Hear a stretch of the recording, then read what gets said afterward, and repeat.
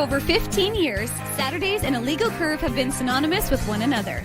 With insight, analysis, and interviews regarding the Winnipeg Jets, the Manitoba Moose, and all around the NHL, here are Dave Manouk, Ezra Ginsburg, and your host, Drew Mindell. The Illegal Curve Hockey Show, presented by Play Now, the official sports betting partner of the Winnipeg Jets, starts now. Good morning, Winnipeg. Good morning, Manitoba. For all those joining us live this morning on our YouTube channel and all of our social media platforms, we say good morning, universe, and welcome to the Illegal Curve Hockey Show.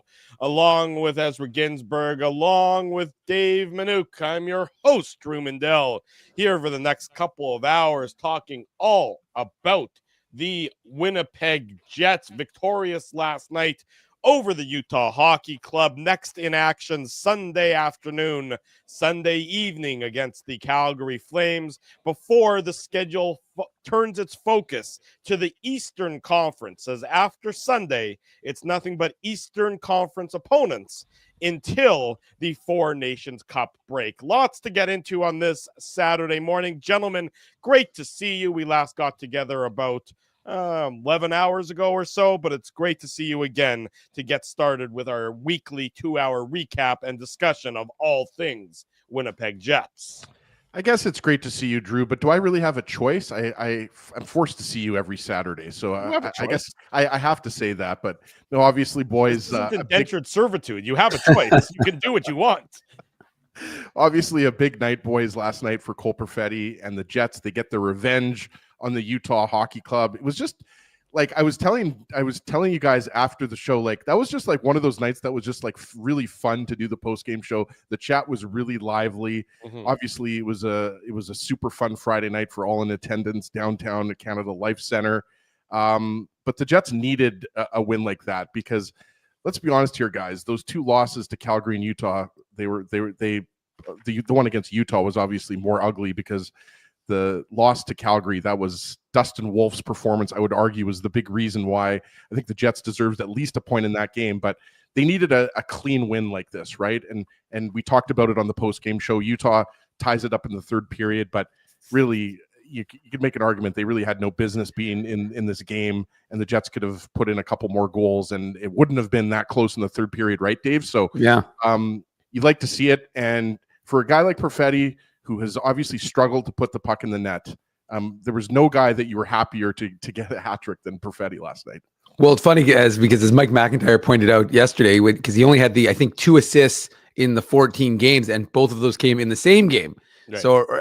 Or something like that. So it was quite a stretch in quite a drought for Cole Peretti. And I think to expand it to his line, I think the critical part of the win was the fact that it was the second line, not the top line, that was the one that were the drivers. They were the ones that produced all the offense. And I think that is, not literally all the offense, but they produced the offense when it was needed. Not obviously one of the goals was a power play goal, but I just mean that we've been looking at the Scheifele line, Velarde and Connor as the line, the drivers, and they're the best line on the team. And there's a reason why they produce most nights. But when there's a night where they're not producing, to be able to get that secondary offense, to be able to get the scoring from that second line has been something we've been talking about for a long time. It's something that is critically needed. And so for them to be able to do that is what I took away from last night's game as significant. Obviously, Cole Peretti Cole the Prick Peretti, achieving what he was. Well, we should have like a little thing, a counter at the bottom, say prick count, and we'll just see how many times we can say it. So far, I'm up to 2. Cole the Prick Peretti also kind of sounds like he could be like a character in Snatch or something, right? Yeah, exactly. So Guy Madden movie. Yeah, that's great movie, actually. It's one of my favorites of all time. But yeah, Dags? What's Dags. You like Dags? Yeah.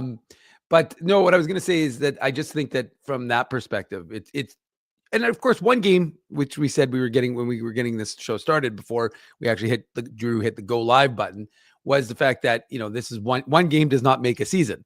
And so you need to have that continuity throughout the game against Calgary and then the games out east. So that'll be something that we're going to consider, of course. But it just seems to be that if you can get that second line going and however they're going to look, obviously Adam Lowry, we know is going to be out for a little while longer. So not a little while, a while longer. So that to me is critically important. And if if yesterday was the catalyst to get it started, that's going to be a really good thing for the Winnipeg Jets. Okay, Drew, sorry, before we go back to you, like we've got the chat is fired up this morning. I absolutely love it. I'm fired up too. I've only had one cup of coffee, but can we talk about, there's got to be somebody in Winnipeg that's going to print a bunch of pricks t-shirt or something like that. Ooh. Like, I feel like this is gonna. Dave's eyes just saw dollar signs. Yeah, I gotta go. I'll see you guys later. Somebody, Jets Nation, make it happen. Bunch of pricks. Yeah, piggybacking on the Hurricanes, from the number of years ago. Of course, they leaned into that, and it certainly was a good marketing campaign for them. For the Winnipeg Jets, though, a victory last night. I want to sort of take a step back. It was earlier this week on the road trip, as it always happens on the road trip, where Kevin Cheveldayoff tends to sit down with the limited media that travel with the team. In this case, it was Murat Atesh of The Athletic, and it was Mike McIntyre of the Winnipeg Free Press. They sat down in Colorado, and they spent, I think Mike said 60 minutes, 90 minutes, something along those lines, really doing a deep dive into this Winnipeg Jets team at the halfway point. We haven't had an opportunity to sort of kick around Kevin Cheveldayoff's comments and discuss what the Jets general manager said. As per usual, he kept his cards pretty close to his vest. Shocker. Yeah, exactly right. Let's sort of delve through the subject matter, and we can bandy that about. Start with the Jonathan Toews comments, in that he's had conversations. There's a mutual interest, but that later in the week, based on Pierre LeBrun's reporting, seems like that's more of a next year thing rather than a this year thing. And frankly, I think that's probably the better mindset for the Jets to be looking at when it comes to Jonathan Toews. I don't know that trying to put him into your lineup, having not played for a number of years, right in the the stretch drive of a season, makes a lot of sense for any of the people involved. So good food for thought, something to keep an eye on, throughout the summer and, throughout the off season. But I think it's probably right that that's not a today, here and now reality for the Winnipeg Jets. Yeah, the key thing that you mentioned there, Drew, is that Jonathan Toews has not played in 2 years. So this is a 36-year-old Jonathan Toews and a guy who's not played since the 22-23 season, right? And I think look, Toews is a future Hall of Famer. Nobody's going to argue that on this show. Nobody's going to argue that in the chat. Anybody who watches hockey knows Jonathan Toews will be a future Hall of Famer. But the reality is there's a lot of uncertainty here. And I think when you throw up a guy's name who has a rink named after him in St. Vital, and he's got a lake in Manitoba or Lake of the Woods, I forget where exactly it is. But Northern Manitoba. Northern Manitoba, there. You've got a lake. There's a lot of lakes. I'm pretty sure there's a Ginsburg Lake up there. Oh, yeah, I don't think so. Maybe around the Flin Flon area, but yeah, I don't think so. I think it's what is it? I think Phantom Lake is the lake up there. But what I'm trying to say here is the Jonathan Toews name is about as big as it gets. Like, Toews' name is up there with Bobby Clark. It's up there with whoever, Ed Belfour, the greats in Manitoba hockey, right? Mm-hmm. So I think that when you start throwing around his name, people start to get really excited. But I just think, guys, this is to think that he was going to come back this year and play for the Jets and help them win the Stanley Cup, I just think was not realistic. And we'll see. Maybe if he's in good shape and the Jets think that there's a role for him on the team next year, then okay, I'm willing to talk about that at this point. But I think it was always kind of a pie in the sky idea to think that Toews was going to come back after not having played for a couple of seasons, and he was going to, be a contributor and help the Jets win a Stanley Cup. I just didn't think it was ever realistic for the 24-25 season, but who knows? Maybe for the 25-26 season, Dave, it's something that happens. But I would have to think that if Toews is coming back, it's not to be a top six guy. No. It would be to be a third line, fourth line contributor. And I imagine it would probably only be on a 1-year contract. And as somebody who used to be on this show famously said, there's really no such thing as a bad 1-year contract. The risk on a 1-year deal is usually well worth the reward. Right. And if the contract doesn't work out well, it's 1 year. It's not, c'est la vie. And Drew, he's not getting $6 million a year. I mean, let's be honest here. It's going to be probably $1 to $2 million contract, something like that. I don't think it's about the money for Jonathan Toews by any stretch of the imagination. I don't think he's looking to, go to San Jose and get a big deal for 1 year, right. Just, to play on a bad team. He's looking to come back and make an impact on a team that has, Stanley Cup aspirations, or at least on paper seems like a quality organization, Dave. Yeah, I mean, all the things we know is that there's mutual interest between Jonathan Toews and the Winnipeg Jets. We know that it seems like Friedman and LeBrun have both indicated that it's likely for next season. So, I mean, it really kind of quashes the conversation for Winnipeg and our purposes as it approaches the trade deadline, because it doesn't seem like it's going to be an option for them. Now, I would only argue that none of us have any idea, other than the GQ article where he expressed his desire to. I know as he's got a subscription to GQ, but having once graced the cover, I should Shadow Lane as well. Yes. Well, both as he's graced both covers, but in addition to Play Girl. But the point is, but the point I'm making is that none of us really know what condition he's in, and so we can all speculate and we can say, well, he's this. And like, it's all well and good. It's all part of the conversation, but none of us know. So it's very hard to have an informed discussion with respect to Toews and his abilities. Like, but just hold on a second though, Dave. Even if he was, let's say he's in the best shape of his life. Sure. Like, let's just look at it like that. Even if he's in the best physical shape of his life, like he's been doing 1,000 crunches a day during his spiritual journey in India. Okay. Like, but you do 1,000 crunches. Is that KFC crunches though? This is what Ezzy does. He does the KFC crunches. Yeah. Thank you for clarifying that, Drew. Yeah. We have to get that in there. But I mean, like, let's assume, Dave, that he is, like, he still hasn't played in 2 years. I'm furthering your point. Like, I'm adding to your point and saying, like, we have absolutely no idea what kind of Jonathan Toews would be coming back, right? Yeah. So that's why I always thought it was kind of a pipe dream to think he was going to be coming back this year. Now that and this is why the insiders make the big money: Pierre LeBrun, Chris Johnston, Elliot Friedman, Dregs. I'm honestly not sure why they make any money, but that's a separate issue altogether. Well, because they're what do you mean? They have all the scoops. They've got all the goodies. So I mean, now it's like you said, Dave, it's clear that it's going to be next year, but I still have questions about how effective of a player he can be next year. No, and I think that's fair. And I think that's why you would sign him to maybe a PTO to start, see how he can get through training camp. And that's generally what happens with guys who are older. We just saw Sam Gagner, former Winnipeg Jet, come back. He signed a PTO with the Belleville Senators. So look, I thought he officially announced his retirement last year, but maybe that was just me. I don't know. You announced your retirement officially last year? Bye, Ginsburg. See you later.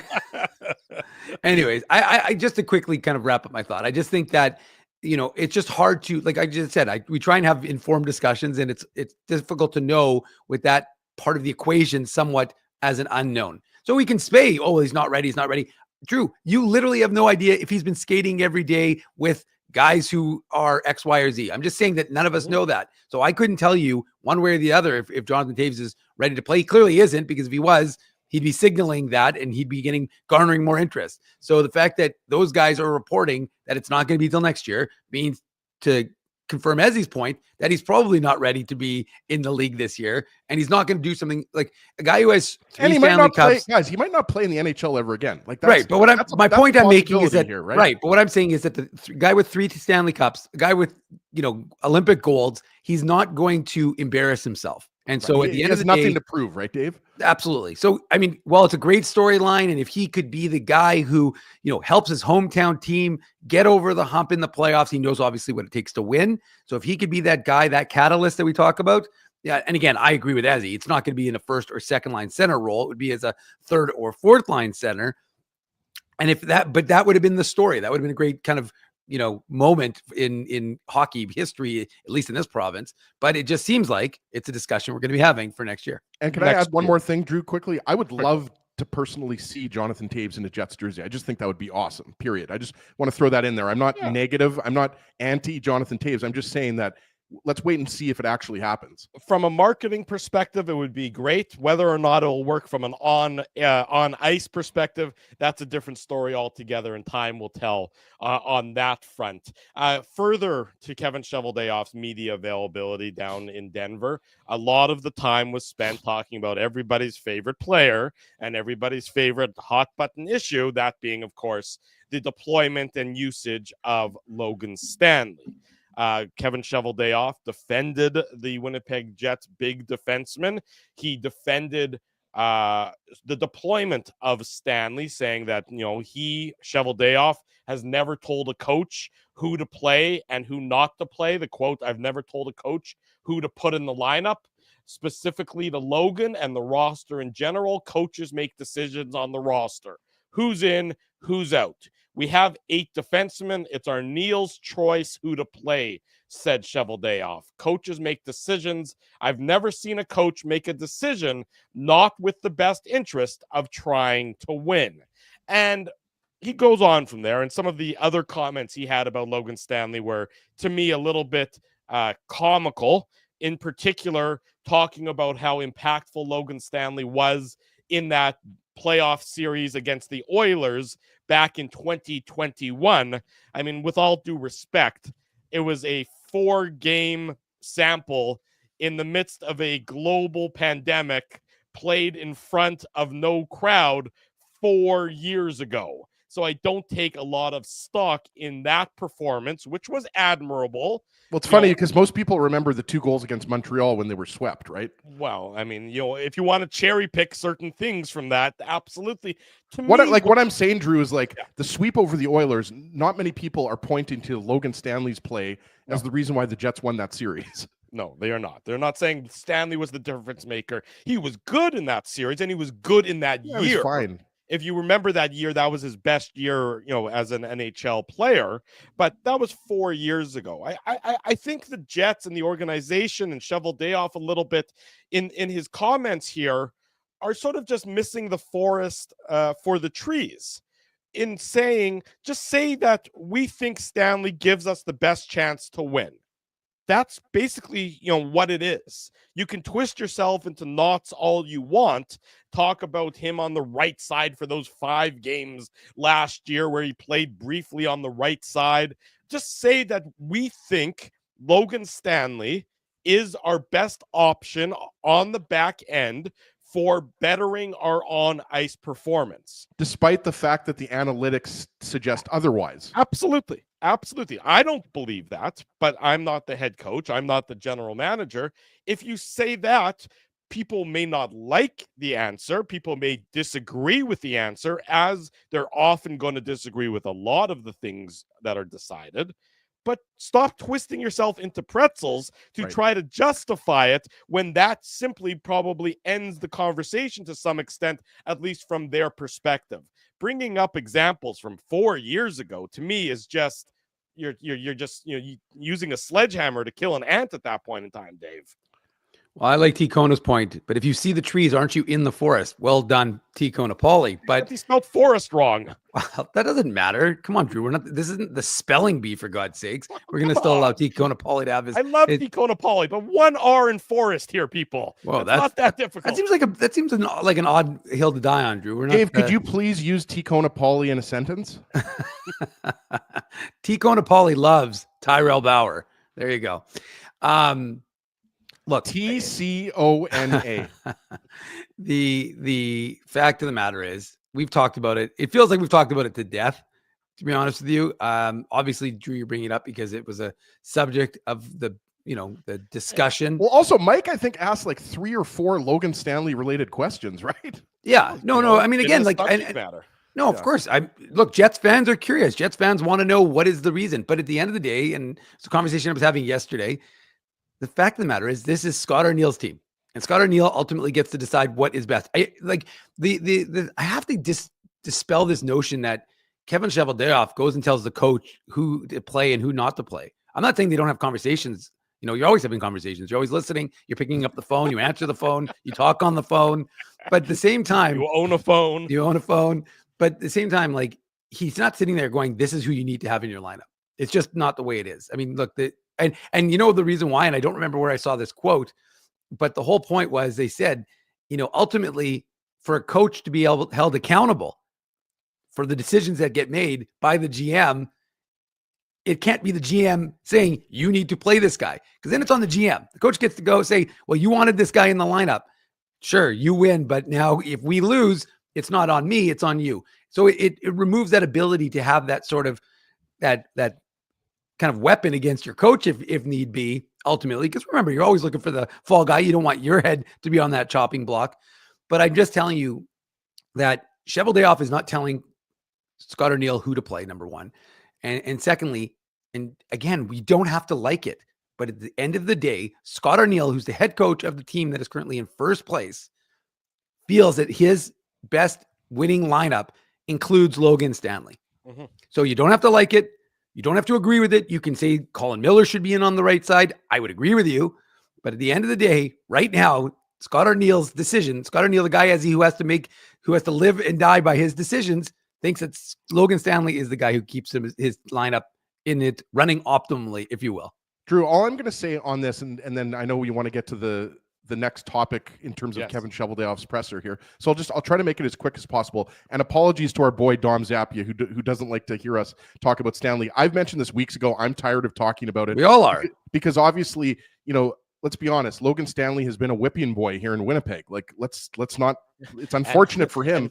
And if Nick Bukestad is just a teensy tiny bit more accurate, he's probably even more of a whipping boy this morning. It's true, guys. Like, that was a bad giveaway last night in the third period, and Bukestad hits the post or crossbar. He rang it off the iron, and if they score there, then Stanley he's going to be criticized a lot more than the Bluebirds. Exactly, but the reality is, look, Dave's right. Chevy, what else is he going to say, right? He's going to the Jets are a loyal organization. Chevy's a company man. What's he going to say? He's obviously going to say whatever he needs to explain why the organization likes Logan Stanley, a guy that they traded up to draft in 2016. And yes, he was drafted too high, guys. If you redo that draft, he's not a first-round pick. I mean, let's be honest here. He's more likely a second or third-round pick. But the point is that I think the reason why Jets fans are so quick to criticize him is because of the fact that the Jets have other defensemen on the left side that are better options that the analytics back up, right? Ville Heinola is one of them. Hayden Fleury is one of them. I'll say this much, though. I mean, you did see Logan Stanley jump up into the play yesterday, and he had a decent scoring chance. He couldn't elevate it past Connor Ingram. But the reality is, when you see those types of egregious mistakes like he made against Nick Bukestad, and let's be perfectly clear, he's made a lot of giveaways and he's had a lot of bad turnovers or penalties. I think people, Jets fans I'm talking about, think, and myself and the media, they, and our media colleagues, they look at Stanley and they think, well, if he's making those types of mistakes, why do they keep putting him in the lineup? Why don't they give Ville Heinola another game, or why don't they, give this player another game, right? So I think that's what it is. I don't think it's that Logan Stanley's by all accounts is a good person. It's not like it's not like his character or his personality. It's that you look at some of the other veteran defensemen that the Jets have, namely Hayden Fleury, and then when it comes to Heinola, obviously he's a younger defenseman. But I think that's what it is, guys. I think that's why Jets fans get so frustrated with Stanley, because they say, there's other options here, and sometimes he makes mistakes, and you wonder, like, is this guy really our best option as a third pairing defenseman? So anyways, that's what I think it ultimately comes down to. Well, then let's move it on to the trade deadline. And of course, there was the huge trade, really a division-altering trade yesterday between the Hurricanes and the Avalanche. And then the Blackhawks were there for some reason. They don't know what the hell they're doing, but that's a separate issue that we'll get into later on in the show. And then so the conversation with Kevin Cheveldayoff, of course, circled back to the upcoming trade deadline. The Jets, were active on the trade market last year. Sean Monahan, Tyler Toffoli, Colin Miller, who seems like he's, at least as of late, been a bit of the odd man out on the right side with the Stanley experiment there. So the question was posed to Kevin Cheveldayoff, what about the trade deadline? What's happening? What do you expect to be the case around the trade deadline? And here's what he said. Quote, this is Cheveldayoff. I think the bigger question is the assessment of the market. Are there the right plugs to fill those holes? Can you make one move? Can you make two moves? Do you want to make one big move? Do you want to make two other moves? And again, who's out there? Everyone wants to say you need this. Okay, if that is not out there, you may have to focus on going at it in a different direction. I think that's where you have to have that kind of flexibility. There's probably been no better Chevy speak quote in a long time than the word salad I just uttered. He said nothing there, folks, but I think it's safe to say that the Winnipeg Jets will likely be active come trade deadline, but certainly he kept his cards pretty close to his chest on that one. I'm sure he actually may have burnt the cards altogether, because I don't know what he said there. The best was they're like, well, you can come to Colorado if you want to be part of the interview. It's like, why? what am I going to get out of there that is actually worth my time? And the answer is a whole lot of nothing. So the fact is that, yeah, I mean, he's never going to reveal that. I mean, you heard, I don't know if you guys heard Friedman on 32 Thoughts, but he basically said, Cheveldayoff is a tough nut to crack unless you're Darren Dreger, and then you get it for free. But the point is that it isn't, he doesn't necessarily share a lot of his thoughts, and he's not going to. And he doesn't have to, by the way. Well, I mean, there's no requirement that he has to, right? No, of course not. I mean, I look, he just said, and he said it before. He said it before. He wants to reward the group for a good effort, right? That he's seen to date. So at the end of the day, I mean, you don't need him to confirm it. We know that. I mean, like I can't hear that quote and not think like, wow, what a surprise! You're going to try and add players that are suitable for your team, and maybe it'll be one player, maybe it'll be two players, and it depends on the player. Yes, you can't trade for a player that a team isn't interested in trading for. We know that. So. Will the Jets add? Yes. Do I think the Jets will add on D? I do. Do I think the Jets will add a second line center still? Look, you can love Adam Lowry. Adam Lowry is not a second line center on a Stanley Cup contender. I'm sorry. It's just, I don't know why there's that narrative got unless he's playing with Ehlers and IFL. No, I still don't. I know. As I know you're kidding, but my point is that, like, I'm sorry, but those same insiders that we were talking about were putting that out there the last couple of weeks, right before, of course, he got injured. And now all the insiders are saying the Jets are pursuing a 2C. Yeah, no, but I'm just saying, like, it's just, again, I like, you love what Adam Lowry does. You love the shutdown impact he has. I mean, you saw how different it was playing Colorado. I mean, the Jets did a pretty good job in his absence, but at the same time, he is better at shutting down the best than most of the guys on that team, if not all the guys on that team. So what he brings is significant and is needed, but he doesn't bring enough offense to be a 2C on a Stanley Cup contender. That's the bottom line. So the fact of the matter is that you still needed to pursue a 2C. That's what the Jets, I think, have to look at. They can say, well, you're going to add a winger because you've got lots of center options. Again, I don't see it. Maybe I'm wrong, but I still think that, like, I think ultimately, at the end of the day, Drew, this segment can be summed up as, well, that was a waste of time listening to, because the Jets are going to make an ad. We just don't know specifically where. I think, guys, the biggest thing to come out, like, if you're a Jets fan, the thing that you like hearing the most from Chevy is that the team's going to be aggressive at the trade deadline, right, Dave? Mm-hmm. And I think everyone expects that. So I think that was something that stood out to me in the interview, is him saying that, right? Like, he wasn't pussyfooting around it and saying, well, we might be active, or like, obviously there was parts of that where he was saying, well, we might be after a center, but we can't get the right center, so then maybe we'll get a winger, or vice versa. But come on, guys, in a year in which the NHL is completely wide open, you've got Washington as the only team ahead of the Jets right now. Nobody expected that. You've got Columbus in the playoff race, right? Like, I think they're still in a wild card spot. Like, nobody saw that coming. Calgary, who the Jets play tomorrow, nobody expected them to be in a wild card spot. So, well, I think more importantly, you talk about that as you look at the way the standings are. Whoever finishes atop the Western Conference, which right now is the Winnipeg Jets in the driver's seat there, they get a significantly easier first round matchup than almost anybody else. That's where the appeal is from the Jets' perspective. You remember last year, it was really, there wasn't that weak team in the Western Conference overwhelmingly. This year, whoever's that second wild card spot is not going to be, should not be a threat to whoever finishes first overall in the West. That's the big difference there. I know we were going to go to break right away, but TSN did a great segment on that and just talked about the importance of, for the Jets, or any team really in the Central, to finish first to avoid playing, Colorado or Dallas. I mean, I think if the Jets lined up against Minnesota, I don't think it's as big a deal. And we know, and I misspoke yesterday because Dallas won and Minnesota lost, so Dallas actually jumped ahead. So Dallas is actually in second now with 61 points, and the Wild are in third with 60 for the first time, and that's in a long time that sort of swap has happened.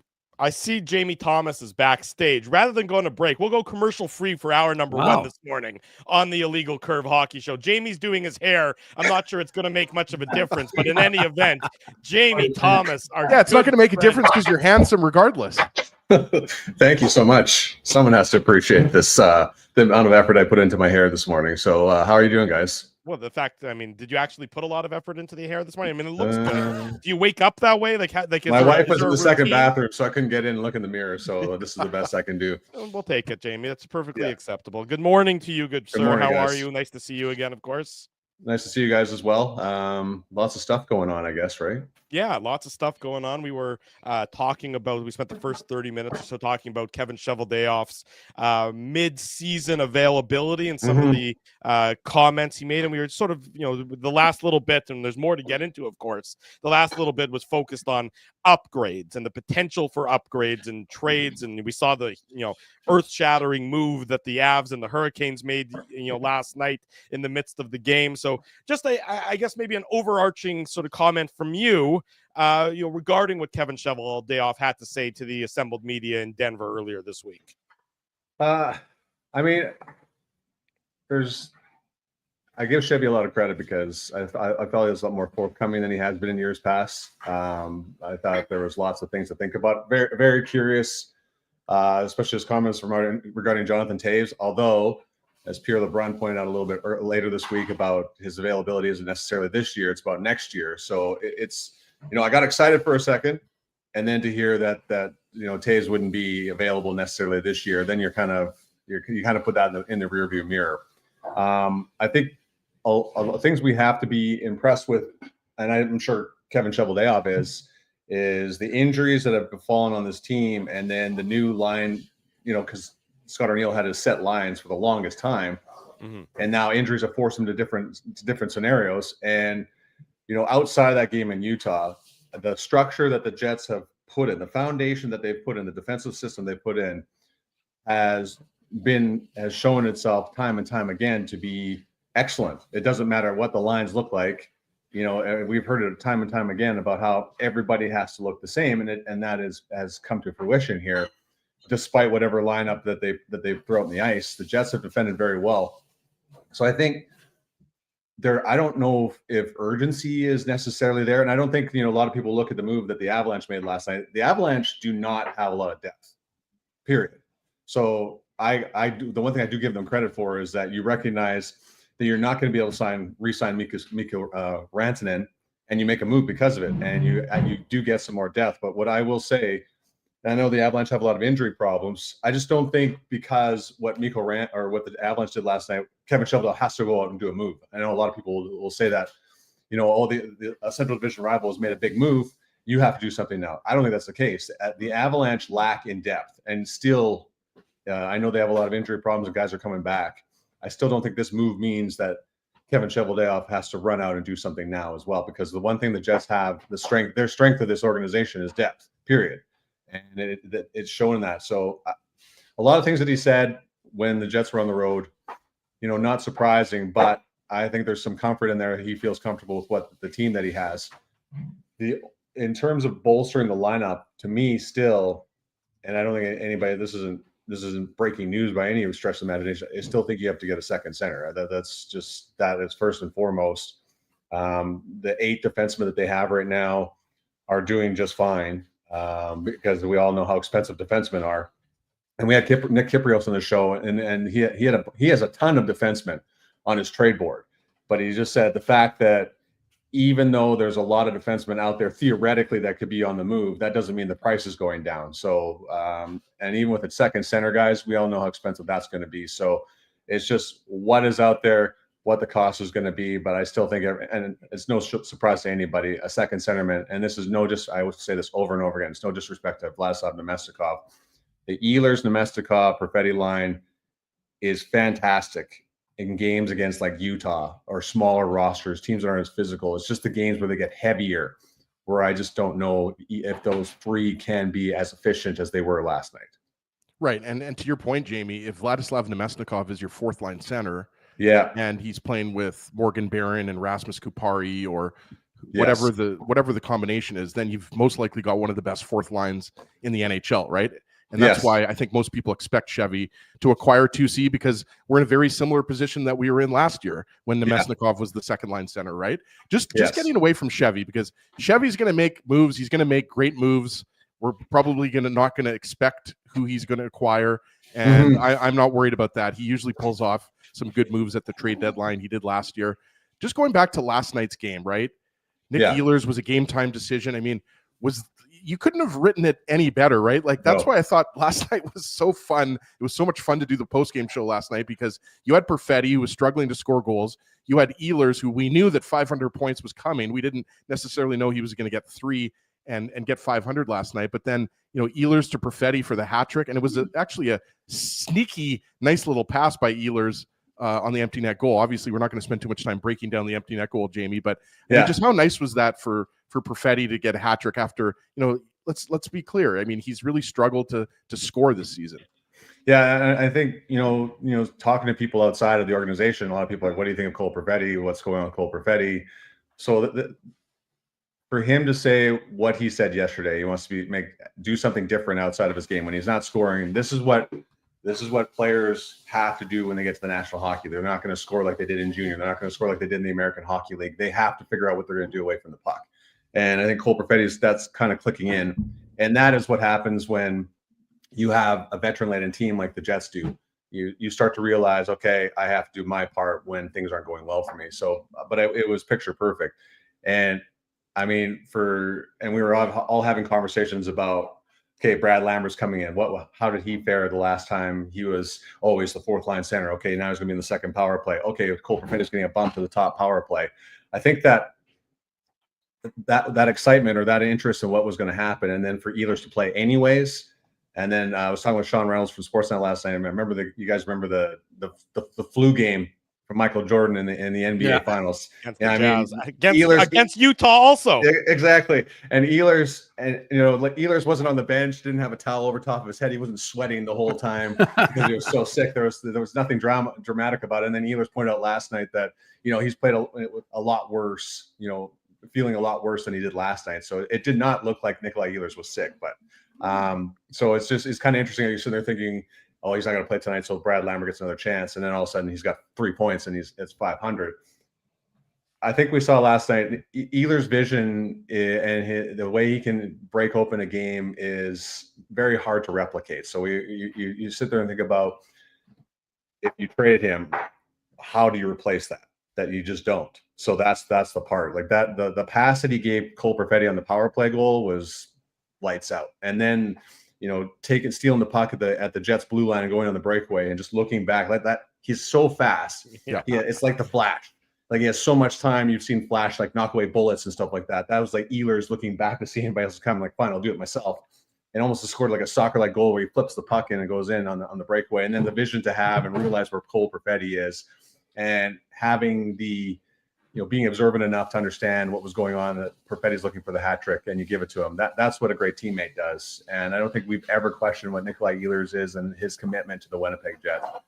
It was a perfect night and a perfect response to how poorly they played Monday in Salt Lake City, and then to follow that up with the effort in Denver, and then to come home and play as well as they did offensively and certainly defensively against Utah again on Friday night.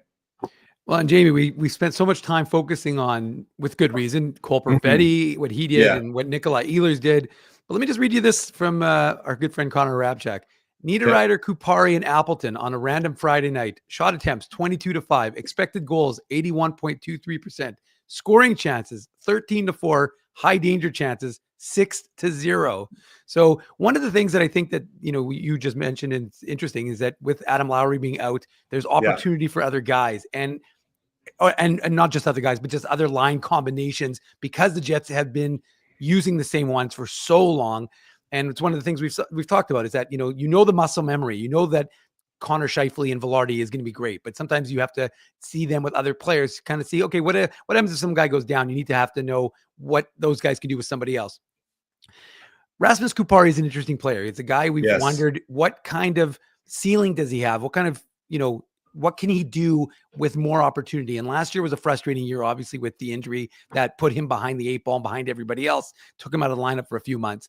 From your perspective, seeing Rasmus Kupari, seeing him get an elevated role now with the Winnipeg Jets, what are you seeing and what did he bring to the game last night, which, as I just illustrated, was pretty significant for his line? Well, you get all excited when you see Mason Appleton and Niederreiter on the line together, and then you're like, okay, oh, there's no Adam Lowry. So you sit there and think, guys, of all the injuries in this team that you can't have, you can't lose Connor Hellebuyck. You can't lose Mark Scheifele and you can't lose Josh Morrissey. I almost feel like Adam Lowry's in that department.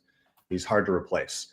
But that being said, there is comfort when you know that Rasmus Kupari and his speed and the ability to get on the forecheck quickly, that gives you, I don't want to say hope, but it almost feels like when you lose somebody that's almost irreplaceable like Adam Lowry, that gives you cause for excitement as well, because Rasmus Kupari was a big mystery last year. You knew what you had. Well, you kind of knew when you saw long stretches with Gabe Velarde, like, okay, this is what they wanted.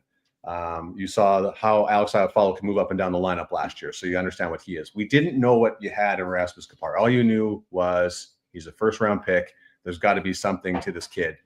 Now we're starting to see it. Now you're starting to see, okay, he can move. He, like a lot of guys in this team, can move up and down the lineup. But to play center on the checking line and to be as dominant as they were yesterday, because let's make no bones about it, Utah does have some skill. Their top line is really good. They cause a lot of problems with their speed and their skill. But they didn't have a sniff whenever that line was out there. And that is the whole purpose of that third line, is to take away the other team's best lines. They did that. And it was almost seamless in some ways. Kupari is maybe not as good as a faceoff guy as Adam Lowry is, but the fact that he's been able to kill penalties this year because he's understanding his speed and his routes and where he has to be, that's a good thing, because speed is something you can't teach, obviously, along with size. I see a lot of positive things with Rasmus Kupari. You just wonder one day, and you're hoping maybe that he can be the team's eventual second line center should that opportunity arise. But in the meantime, you certainly have to go out and get it. But the fact that he played so well and the reuniting of Niederreiter and Appleton, voila, you have something right now, as long as Adam Lowry is out there, as out of the lineup. Now, you're missing size, you're missing grit without Adam Lowry. That's hard to replace. But in the meantime, there's reason and cause for excitement with Rasmus Kupari, because what we've seen in the opportunities that are being presented to him, that he's using that opportunity to put himself in a good spotlight for the coaching staff and certainly for the fan base. Saturday morning, this is the Illegal Curve Hockey Show. Jamie Thomas, Winnipeg Jets team reporter, is our guest on the program. Jamie, we know how lethal the Jets' power play has been this year. The problem as of late over the last 12 games is that they just don't get very many opportunities. 16 power play opportunities over the last 12 games. You know, how do you sort of wrap your brain around that, given that this is an NHL where you look at a guy the wrong way, you can often get called for a penalty? You mean like Patrick Mahomes? No, it's nothing like that. You just wish that breathe on the guy and the flag goes up. That's like Jamie, we're gonna get your Bills powerful prediction enemy in a second right now. Yeah, get ready to make your Bills prediction. Oh my, like, come on, like there's nothing more egregious than what's going on in the NFL right now. Don't even get me started on that stuff. I agree with you. That's ridiculous. Anyways, we'll get to that in a second. No Bills. That's for our Jamie. That's for our show at 11 o'clock. A legal procedure. We can't talk about it right now. That's right. I just want to see somebody else win the Super Bowl. Am I alone here? Like, I'm not even a big. I'm more of a CFL guy, but I just want to see a different team win. That's the beauty of a dynasty. You just can't stand it anymore. When the Oilers were winning Stanley Cups, well, I mean, naturally we couldn't. Growing up in Calgary, couldn't stand it anyways. But it's just what's going on in the National Football League is any different when the Patriots were running things as well. So, true.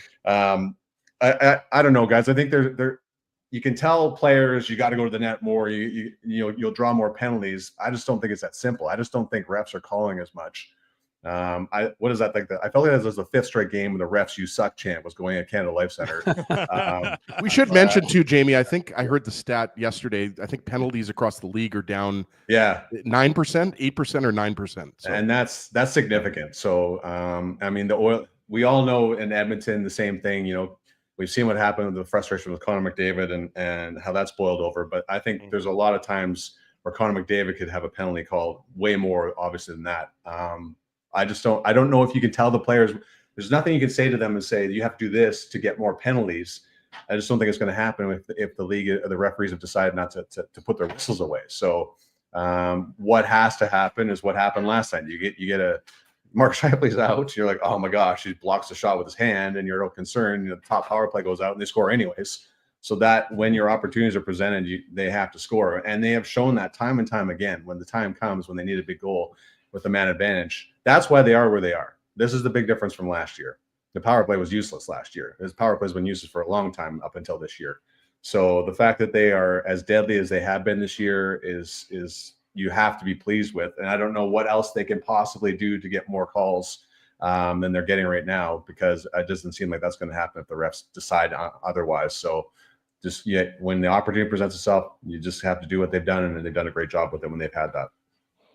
Jamie, I wanted to ask you about Neil Pionk. Obviously, going back to Wednesday night, Yes. one of the biggest shots in Jets 2.0 regulation history. I don't think I'm going too far in saying that. He's done it twice against the Avalanche, and obviously Pionk is a guy who he admitted, he struggled last year, and obviously the death of a really good friend, Yes. had a big part of that. He admitted that it affected him more maybe than he thought it was going to affect him, or it definitely affected him negatively, right? And I think everybody, can relate to that.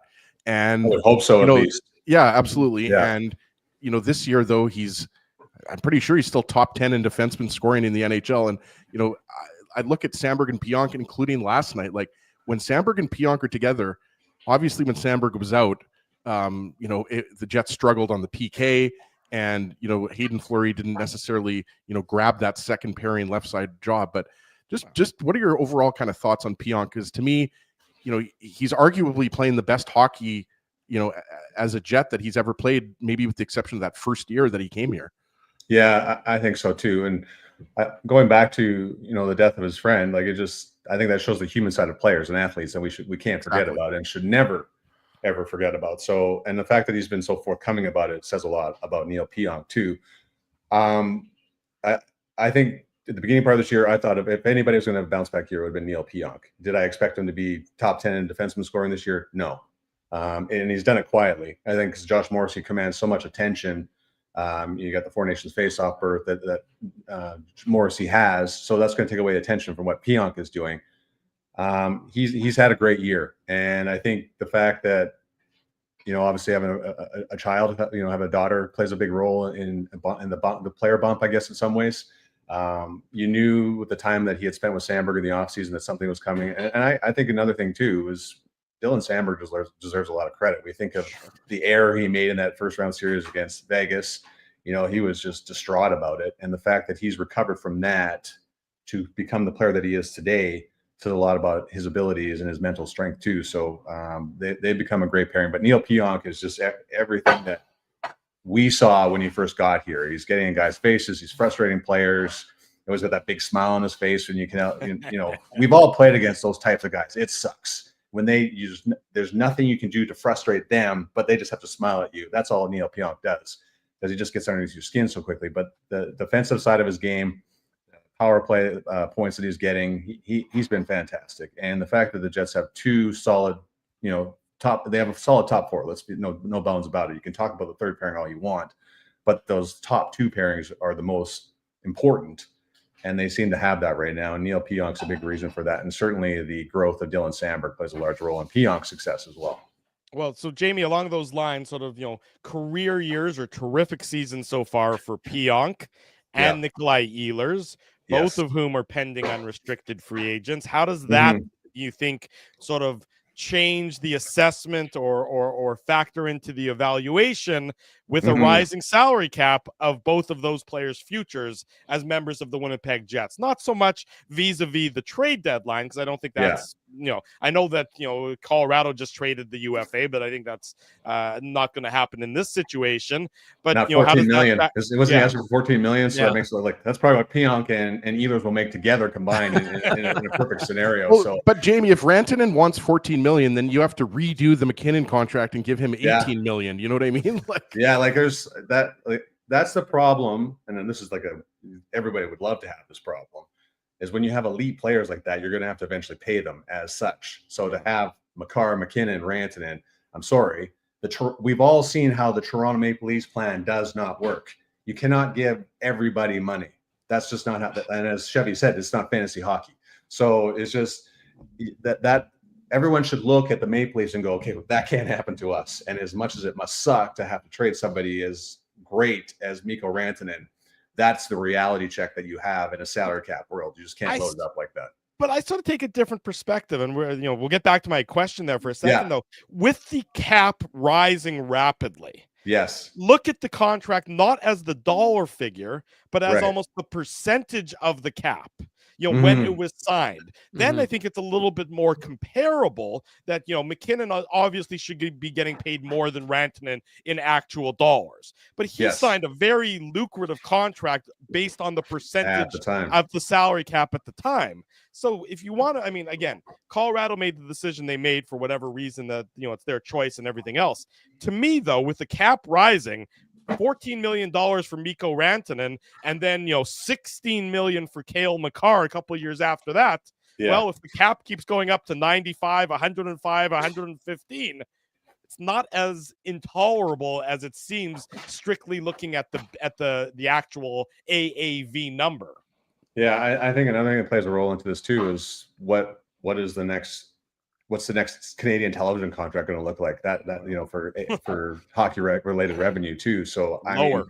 Yes, I don't think that's going to be as lucrative as it was in that aspect too, and whatever it looks like. But so to me, it puts you in a tough spot. And I know you look at it and go, okay, you can make room because of what Rantanen is worth to your organization. But I think we go back to the bigger problem is I think Colorado recognized, and when Makar, Rantanen, and McKinnon can't score or do everything like they have, you can't win. Like Casey Middlestat was like, how many times you guys, the 4 games this year, I did not recognize Casey Middlestat. Casey Middlestat has been invisible. Jonathan Drouin, invisible. So that's the thing. Like nobody else has stepped up. And I know they have a lot of injuries and we can go down the list, but so have the Jets. People have found a way to score. So I think the bigger problem for Colorado is they had to find depth some way. And it's such a huge move. And it's hard to comprehend, but they're getting Martin Necas is not, I think he's a pretty good player, man. Yeah. They're not getting a shrub in that one. And Jack Drury's always kind of been a good player as well, but Colorado do what they have to do.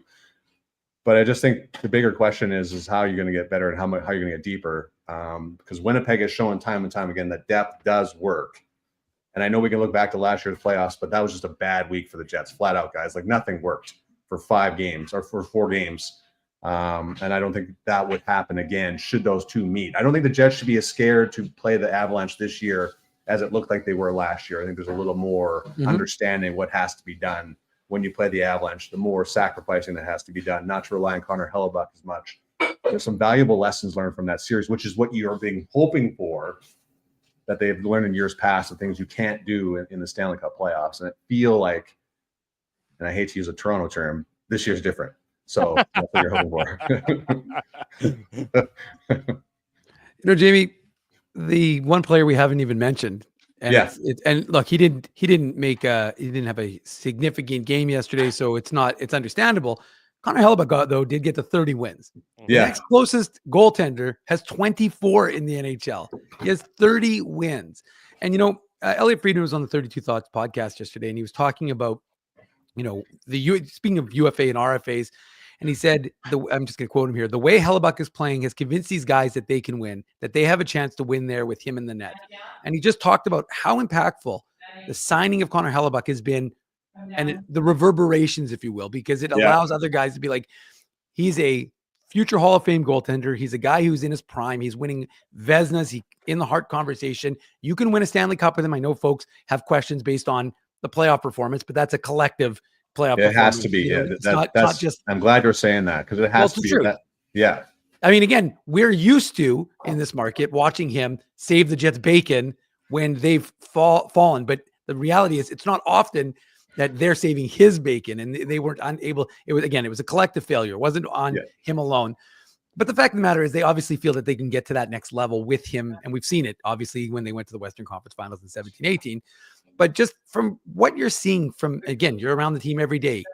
Are you seeing anything different from this guy? Because to me, it's just remarkable that a guy who's won Vezinas, 2 of them, of course, has made that look like nothing, because it just seems like he's just elevated and just mentally he's just where he needs to be this year. And it just, again, I'm around him a lot too. It just seems different than what we've seen in the past.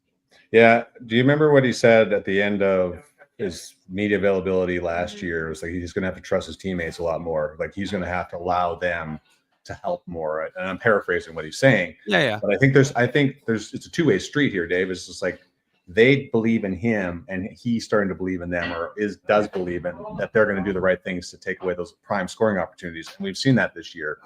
But I'm with you. There's another level that he's got to, and Jamie McLennan said this to us about a week ago. It's just like, it's all, as you get older, it's mental. You understand what you have to do. And then how many times have we heard this? And I'm sure you guys have dealt with this as time goes by.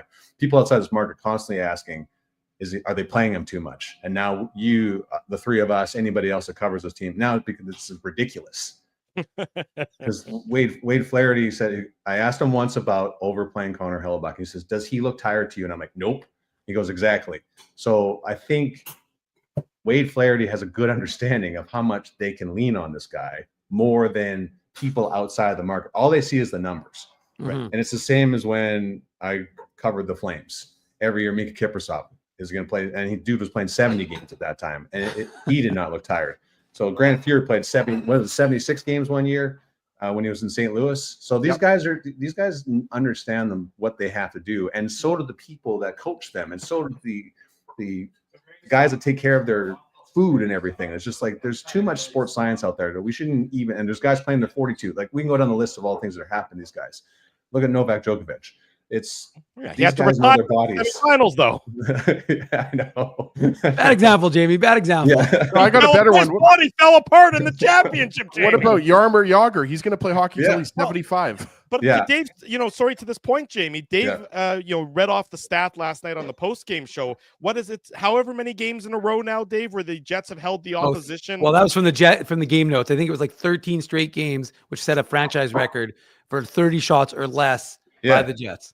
Which I guess is shots against is what you're saying. Yeah, shots against, which is again why I said limited shots against. So the point is that it's that's part of, I think, Jamie, what you're saying in terms of the team is doing their part to reduce the wear and tear, because for many years there were two goaltenders who faced more shots and they played more than anybody else, Connor Hellebuyck and John Gibson. Yeah. And remember when Adam Lowry said that he was asked about Hellebuyck about his performance this year. I think we all know when there was the mass exodus in the blue line from the Jets, starting with Dustin Byfuglien, that was Connor Hellebuck's finest work. His first Vezina was his best work, period. Like I can't even remember half the guys who played in the blue line after Buff and Tyler Myers. It escapes me totally of all the patchwork that they had to do and the work that Connor Hellebuyck had to do. But he does deserve the Hart Trophy right now. Like if his season ends right now, period. He's just guys. Morgan Barron saying after he won his 300th game, I hear guys on the ice saying, "What do I have to do to beat this guy?" There's frustration everywhere, and the best example of what the Jets don't give up anymore. We saw a whole bunch of it in the playoffs against Colorado last year. That goal by Barrett Hayton last night. There's not that guy coming right down the middle with everybody pushed back. There wasn't anybody high on that goal to defend. That doesn't happen very often. And Barrett Hayton was allowed to walk right in the slot and go high on blocker side on Connor Hellebuyck. That play, they don't give that play up very often at all because of the way they've been playing defensively. So, but still, the way he's playing and the stats are all there. How dominant of a season this is. And, we can sit there and goaltenders don't play every game. Well, Connor Hellebuyck is essentially playing every game. That's what it feels like because the way the schedule is shooken out, there's not many back-to-backs. So the numbers that he's putting up, the fact that he's at 30 wins, there's nobody else close to him in that department. And the fact his goals against average where it is and the save percentage and the high danger stops that he's making, he is the Hart Trophy guy right now. I'm sorry. You can say what you want about Nathan McKinnon, but the Jets aren't where they are with the confidence they have in their system without the guy that's stopping the puck. Like Jamie, maybe if Leon had 100 points now, maybe you get the Hart. But I mean, Leon could start to pick it up a little bit. Yeah, he's slacking a little bit, really. He probably should be scoring 5 points a game without Connor McDavid in the lineup. This is when you grab the Hart Trophy. The 3 games you play without Connor McDavid, that's where you get it. But I just think, was 3 games too much? By the way, Jamie, it was too much. It was too much. I think it was too much. I just think and we go down the list about this one too. Like if a guy's crawling all over you, stretching his legs, I can go down. Like guys have to defend themselves. Mario I love how the videos are popping up on the internet. Mario snapping. Mario Lemieux, of anybody in the NHL, played in the worst era of hockey. Absolutely. Where guys could just hang on to you, cross-check you. That's why we don't appreciate Mario Lemieux enough, because if the rules were the way they are right now, and I love going on tangents on these things, is he would have 200 points a year for sure. because of all the crap that, you know, and I love how Chris Pronger weighed in on that one. Like this, because the game is in a good place, we're not seeing the headshots anymore. I think it's not as tough as it used to be. And I like people, the elite players should stick up for themselves because there's not Bob Probert out there anymore to defend you. So yeah, one game should have been more enough. And I'm also, as a guy in this industry, I'm totally embarrassed with the way the Vancouver and Edmonton media are going to go back and forth about this one. Oh my God! It's so hard to watch. Like, guys, move on. Like it's so hard to watch, and I love all those guys, but we're supposed to be, you know, we invest ourselves in the Jets, but we shouldn't be defending them to the point where we're like having full debates on when this should happen, the apologies, and yeah, I know. It's been really hard to watch. Two great markets. Dan Murphy, very funny about how he said he's gonna I think cross-check Gene Principe in the face when he goes in. The first time was one of the best things I've seen in a while because we know how nice Gene Principe is, but it's just like, yeah, it's been hard to watch. Okay, so Jamie, Mitchell's having us over for brisket later tonight. What time should we be over for lunch? How about 1:30? Okay, is that when you're leaving the house? Yeah. Is that what's happening at that point in time? Coincides. Well, there is practice, but I'll see you guys afterwards. There you go. Tell you what, I'll buy you guys Subway. Is that a sponsor for the show? Or is that some? No, they could be. No. Yeah, they could be for the right price. Subway, are you listening? Anybody? Yeah. Yes, that's right. Jamie Anyways, Thomas. Play now. Talk to you soon. Thank you, Winnipeg Jets team reporter. Go have breakfast with your family. We'll catch up soon, Jamie. Thanks, buddy. See you guys. There you go. Jamie Thomas joining us this morning on the Illegal Curve Hockey Show. That was a lot of fun, as it always is when we get together with Mr. Thomas. Commercial free for the first hour. We promised it. We delivered it. Commercial time now. It's the Illegal Curve Hockey Show. Smash the like button while we head to break. When we come back, more Jets talk, and then Pat Steinberg on the Flames at the bottom of the hour. Don't go anywhere. It's presented by Play Now. We want to thank you for not betting with Play Now and choosing our illegal gambling sites instead. Because we couldn't afford things like this without your money. So much of your money. Now you might have questions like, do our profits benefit your community? no. Or bet with Play Now, Manitoba's local legal and secure gambling site. Dining, entertainment, parking, and convenience, all in one spot. City Place is located in the heart of downtown Winnipeg, attached to the Canada Life Centre. Whether you're working, living, or out for a night in the downtown, make City Place your go-to destination before or after the fun finds you. Lunchtime, game time, anytime, visit City Place at 333 St. Mary Avenue, next to Canada Life Centre. Holt Dental, the new official dentist of Illegal Curve, has a philosophy rooted in two unyielding principles: genuinely caring about patients and providing outstanding service. Being a patient of Holt Dental means more than just checkups and treatments. It's taking the time to listen and talk to each patient so they can achieve the best long-term health, functionality, and aesthetics for their teeth, mouth, and gums. Conveniently located at Grant Park Festival on Taylor Avenue, Holt Dental is dentistry of the highest quality in a comfortable and relaxed environment. For more information, visit holtdental.ca. Oh, and there's plenty of free parking at the front door, too. Celebrating its 40th year as Winnipeg's home for stand-up comedy, Rumors Restaurant and Comedy Club has recently been named Canada's top comedy club and a top 5 comedy club in North America. From birthday parties to date nights to fundraisers and everything in between, Rumors is your destination for the best and most affordable live entertainment Winnipeg has to offer. For more information on upcoming shows, Rumors' incredible promotions, and to purchase tickets, visit rumorscomedyclub.com. This January at Boston Pizza, every day is Pasta Tuesday. That means BP's famous pastas start at just $11.99 every single day. Create your own or go gourmet for just a few bucks more. Come on in for Pasta Tuesday pricing any day. Only this January at Boston Pizza.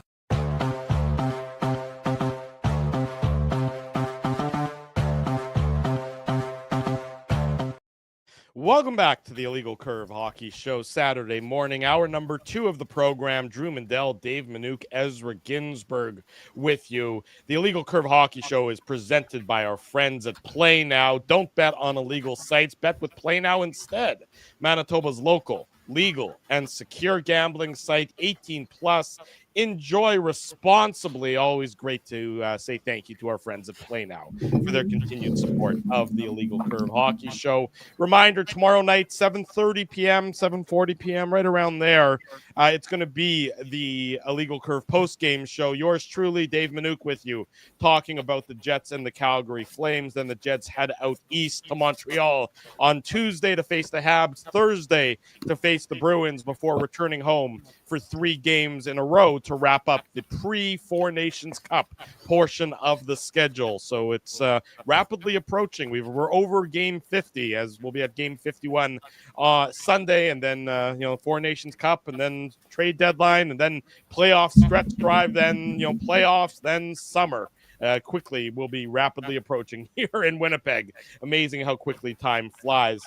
Continuing on, as we sort of recap Kevin Cheveldayoff's media availability from earlier this week, we've talked about the possibilities of trades. We've talked about Logan Stanley. We've talked about what about the pending unrestricted free agents? I mentioned that to Jamie Thomas in his in that interview. We know the salary cap is going up. We know it's going up, relatively steeply over the next couple of years based on hockey-related revenues, although the Four Nations Cup probably isn't going to be contributing as much to that HRR as they had initially hoped with the lackluster ticket sales. Apparently ticket sales just went on sale in Boston, someone said yesterday. Like they haven't been on sale so far? No, meaning like they dropped the price of the tickets because the tickets weren't moving, so... Okay, well, there you go. I mean, that like Dave, that what you meant sense. to say, the tickets that were for sale went on sale. Yes. Yeah, I got you. Discounted is what you're saying. They've discounted the tickets that had already That'd be pretty funny if they just went on sale. I'm pretty sure isn't that what on sale means? Well, no. I mean, on sale in the initial context was they're now available. On sale in the context that they're nuance, Drew. Expensive. Nuance. Well, I mean, look. It's funny when you go to the store and you say, "Is it on sale?" I don't think. Did you just put this out for sale, or is Drew's anti-semantic? Anyways, what about sort of Kevin Cheveldayoff and his comments about the unrestricted free agents? I've had conversations with them, but I wouldn't categorize them as negotiations. Is how Kevin Cheveldayoff addressed or referred to the general. So I have a question though. Why bring that up? If you've had conversations with them, but they're not negotiations, then.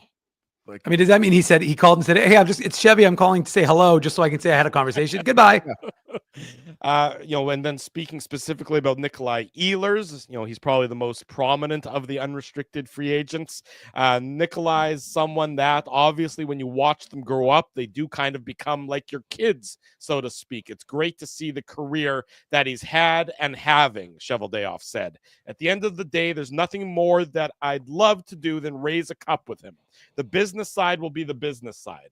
Where that goes, that story's still unfolding. And then I believe, Dave, if I'm not mistaken, Elliot Friedman, you mentioned on 32 Thoughts, sort of was talking about how he expects the Jets to maybe look at things regarding the free agents during the Four Nations Cup break. Because the cap announcement is expected just before that.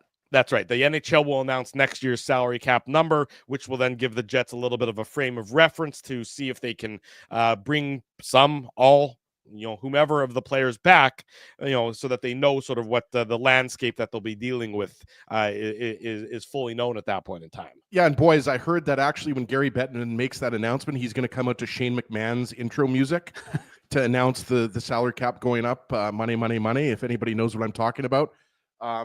But Drew, listen, first off, I don't think Chevy said much there. Am I wrong in saying that? I mean, we didn't really learn much. Chevy's comments didn't really provide any insight whatsoever in terms of which guys are going to be signed and which guys aren't going to be signed. I generally agree with you, but his quote about Nikolai Ehlers, to me, and maybe I'm just reading way well, what too else much is into he? What it. else is he going to say? We can't sign Nikolai Ehlers. No, of course he's not. But to me, when you, I mean, I probably. Well, what are you getting out of it? I'm reading into it that he's sort of prepared that they're not good, that the Nikolai Ehlers is going to move on at the end of the season. That's sort of, now maybe I'm just looking at it through whatever lens, and for whatever reason, that's the perception I'm getting. But just reading that quote, to me, he really wants to hoist a cup as if like this is their last chance. Is that what you're saying? Sort of getting that feeling. I can see that. Now that can very well change as Elliot Last dance. with one phone call, things can change. But to me, and this is not, we now have precedent of the Jets saying to a key member of the team, thank you for your service. We're not going to be able to bring you back. We saw it last year with Brendan Dillon. Now, you would say Dylan Samberg was ready to step up. I'm not sure if necessarily Brad Lambert is ready to step up and be Nikolai Ehlers 2.0, but there is historical precedence of the Jets just letting a pending UFA walk away. I don't know. To me, there's something in that quote that tells me they're not expecting to find common ground with Nikolai Ehlers. You know what it tells me, Ezzy? It tells me that Drew does not wear rose-colored glasses, that's for sure. But I think that... I'm going to go look for a new pair of glasses later on today, though. Okay, fair enough. But I really like your glasses, Drew. I don't think you have any need to get new ones. Sometimes you want to refresh things. I'm not going to be able to regrow hair, so I'm going to do something else, with regard to changing my face, if you will. If anything, what you should do is get those like Bono, get those like purple type of glasses. Yeah, I think that would be a good look. Yeah, fun fact: Drew and I once went to a U2 concert together at the old Winnipeg Stadium. That's a fun fact. We paid like $40 a ticket or something. It was whatever we did. It was good times. I didn't know any of the, I didn't know any of the songs. With you guys? I don't even think Dave and I were that friendly at that point in time. We were definitely not, and I guarantee you that I was like 19th on Drew's call list by that point. And I remember going like, I don't even like you two, but sure, I'll go. Why not? Yeah. Anyways, no, I actually, Drew, I'm leaning towards your way of thinking on this one as well. And look, Kevin Cheveldayoff can use we don't want to upset the apple cart and have, we've got 7 UFAs or whatever the number is, and we don't want to sign one and then leave 6 others wondering why they haven't been signed, which is what he said last year with Dylan DeMello and Brendan Dillon. And of course, as we know, Dylan DeMello, who said to Elliot Friedman that all he wanted to do was sign in Winnipeg and be here. I mean, that's the other thing, right? With it really dispels this notion that, guys don't want to be here. Because again, it's easy to say, oh, Winnipeg's on my no trade. You've never been here. You've never spent time here. But I mean, again, one of the things that I don't want to go off too far on a tangent, but I do think it's important to talk about. Like, I've been talking to the Moose guys. They all went ice fishing on Monday as a team. They did like a team activity up on Lake Winnipeg. And some guys, which is crazy to think, like Jared Henderson Dolan had never really gone fishing. He'd never gone ice fishing before. I caught a 28-inch walleye. So he was the big winner of the day on Monday. But my point is that when you get to experience some of the things that you can do here, it's not the nightlife. I'm not going to pretend it's LA. It's not Florida. You're not golfing, although they got snow the other day, but you're not golfing in January. There's obviously limitations. Actually, we have plenty of golf simulators in Manitoba. Yeah, simulators. Good point, Ez. But I'm just saying that I just think, it's one of those things that is it's worth noting. But I just think in this situation, if Ehlers and the Jets were going to come to terms, then it would have been done already. I'm with Brent on that one. The only thing I would say that would be my kind of one hesitation, which we'll have to wait and see a few more weeks, is when the camp announcement gets made. Is that Ehlers doesn't like ice fishing. Well, he doesn't like the cold. We know that much, which is why Winnipeg's such a strange market for him. But I just think I'm pretty sure it gets pretty cold in Denmark, Dave. Well, are you surprised? This is on the side. Are you surprised that Lars Eller hasn't reached 500 points in his career? Well, he's more of a third line guy. Like, he's been playing for so long. Yeah, he's got to be 33 years old, 34 years old. I think he's played some. I would have, when they said that, that Ehlers is the first Danish-born player to reach 500 points, I was sort of surprised that Lars Eller hadn't been there. I think I checked it last night, and Eller's at about 420 or something. But I think we have to start calling Ehlers the Danish Gretzky. Anyways, I think it's a very interesting thought exercise, but I would suspect that if the new cap number comes out, and Drew, by the way, I'm 100% on board with what your comment was to Jamie, because this idea that you can't make more than player X when a salary cap goes up is apples insane. And oranges. It has to be the percentage of what your contract is relative to, otherwise, like, what are we even talking about? So you're telling me that because Mark Scheifele is signed a contract in 2024, that's worth this, that a guy because that he's got that contract for 8 more years, nobody else can sign a contract that's worth more than Mark Scheifele. Kyle Connor might have something to say about that if you want to get him to another long-term deal. So I 100% agree with you. I just think that if the Jets and Ehlers are going to come to terms, it will be when we hear what the new cap is, and you can kind of get a sense as to how much money is going to be available. And if they're not, then will the Jets, I don't know if the Jets would be so bold as to try and, trade Ehlers, who we saw yesterday is so dynamic and so important. But if you're going to lose him for nothing, and if you're Kevin Cheveldayoff and you can kick it down the can, with what the Avs did because they got Natchez and he's got another year on his deal. Are you going to be willing to entertain something like that? If you can get an apple to an apple with an extra year, I mean, it's going to be hard, but if you could do something like that, would you do that if you know Ehlers isn't re-signing for, after this season? Yeah. So hold on, Drew. The formula is present value equals future value divided by 1 plus the rate of interest. That'll give us Mikko Rantanen's next contract. And I think it's going to be, what the hell did he just say, Dave? I have no idea. I think he went. Yeah, I took corporate finance for I think 2 or 3 weeks. I almost got to a month taking corporate finance, so I remember the time value of money. But like today's point, I mean, Ehlers is going to get paid. What the hell did he just say? I'm pretty well. Davis Payne. I don't know if you guys listened to that. The economics lesson. He went economics and top up, bottom down, and obviously as he listened to that, realized I need to know more about economics. He's been in an economics class for the last few months trying to get up to date. So he's looking to actually that was my best subject. I did very well in microeconomics and macroeconomics at the University of Winnipeg. As far as my science courses, that's a whole different story. I got a D in atmospheric science in my first year. I had absolutely no idea what was going on. And also it was first thing in the morning, Tuesday morning. So I fell asleep a lot. Apologies to my professor at the University of Winnipeg.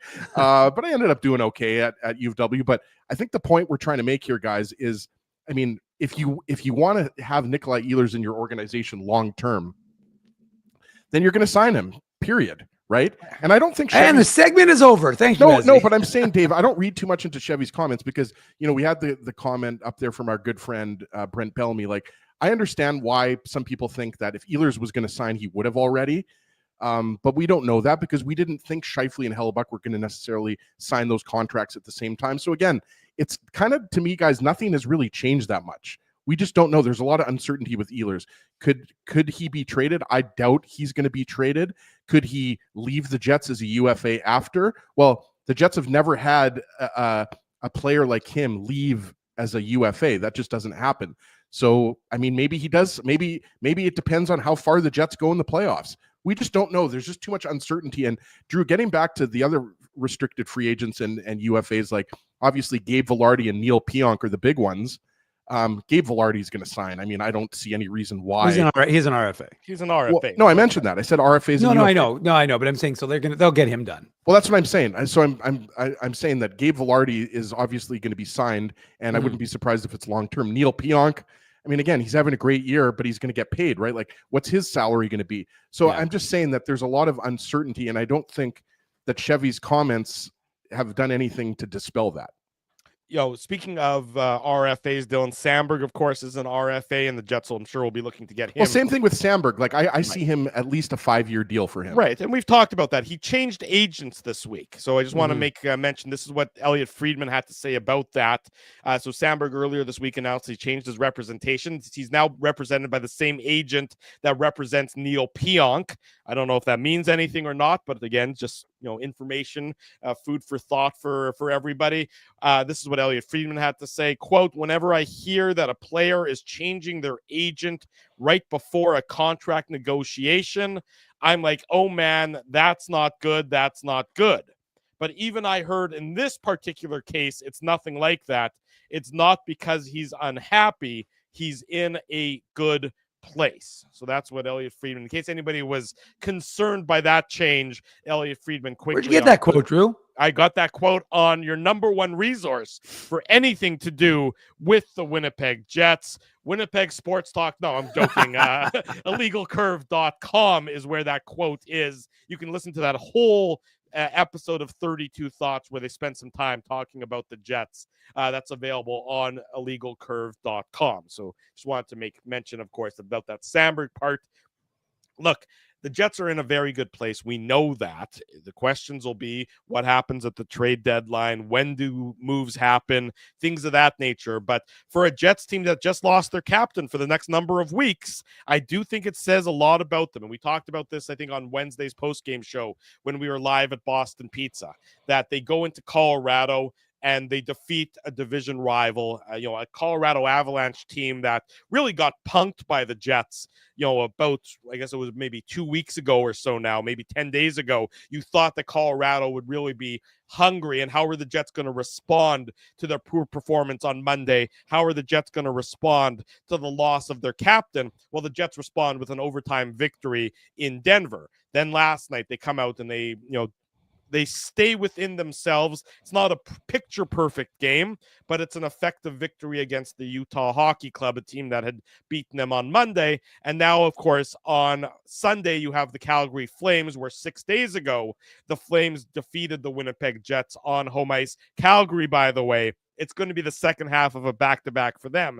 They play in Minnesota tonight, so you know that the Jets going to see that as an opportunity for them to get further revenge against the Flames team that the Jets really controlled that game, just everything but on the scoreboard, largely because of the Jets, by contractual law, are not allowed to score more than 2 goals when Eric Comrie is in net for them. Yeah, absolutely. And Dustin Wolf made 38 saves that game. I did the post-game show with Connor Harabchuk. You two guys were obviously too good to do the post-game show that night. Obviously, Drew was at the game, and Dave M had his very bustling social life to attend to. But I think there were 85 shot attempts for the Jets in that game, which was a season high. I remember Connor bringing that up, right? So, yes, the Jets deserved at least a point, if not 2, the last time these two teams played.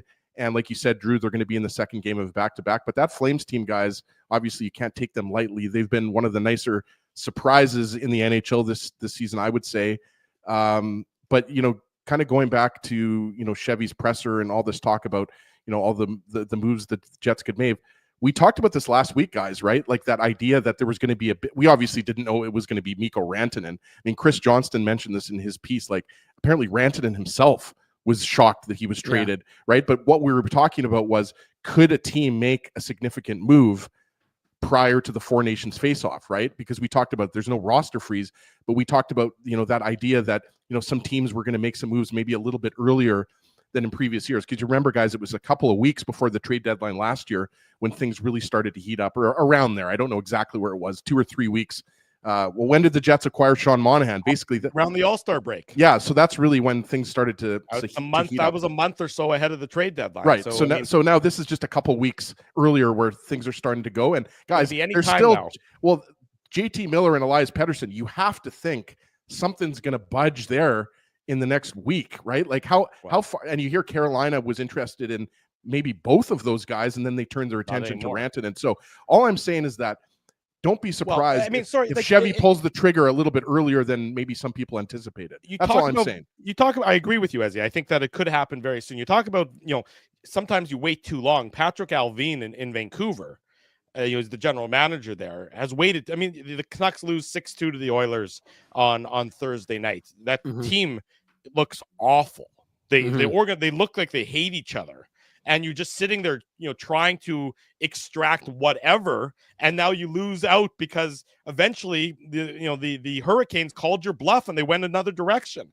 Now any leverage you had where maybe you were pitting the Hurricanes and the Rangers against one another for JT Miller's services, well, one less buyer is on the table.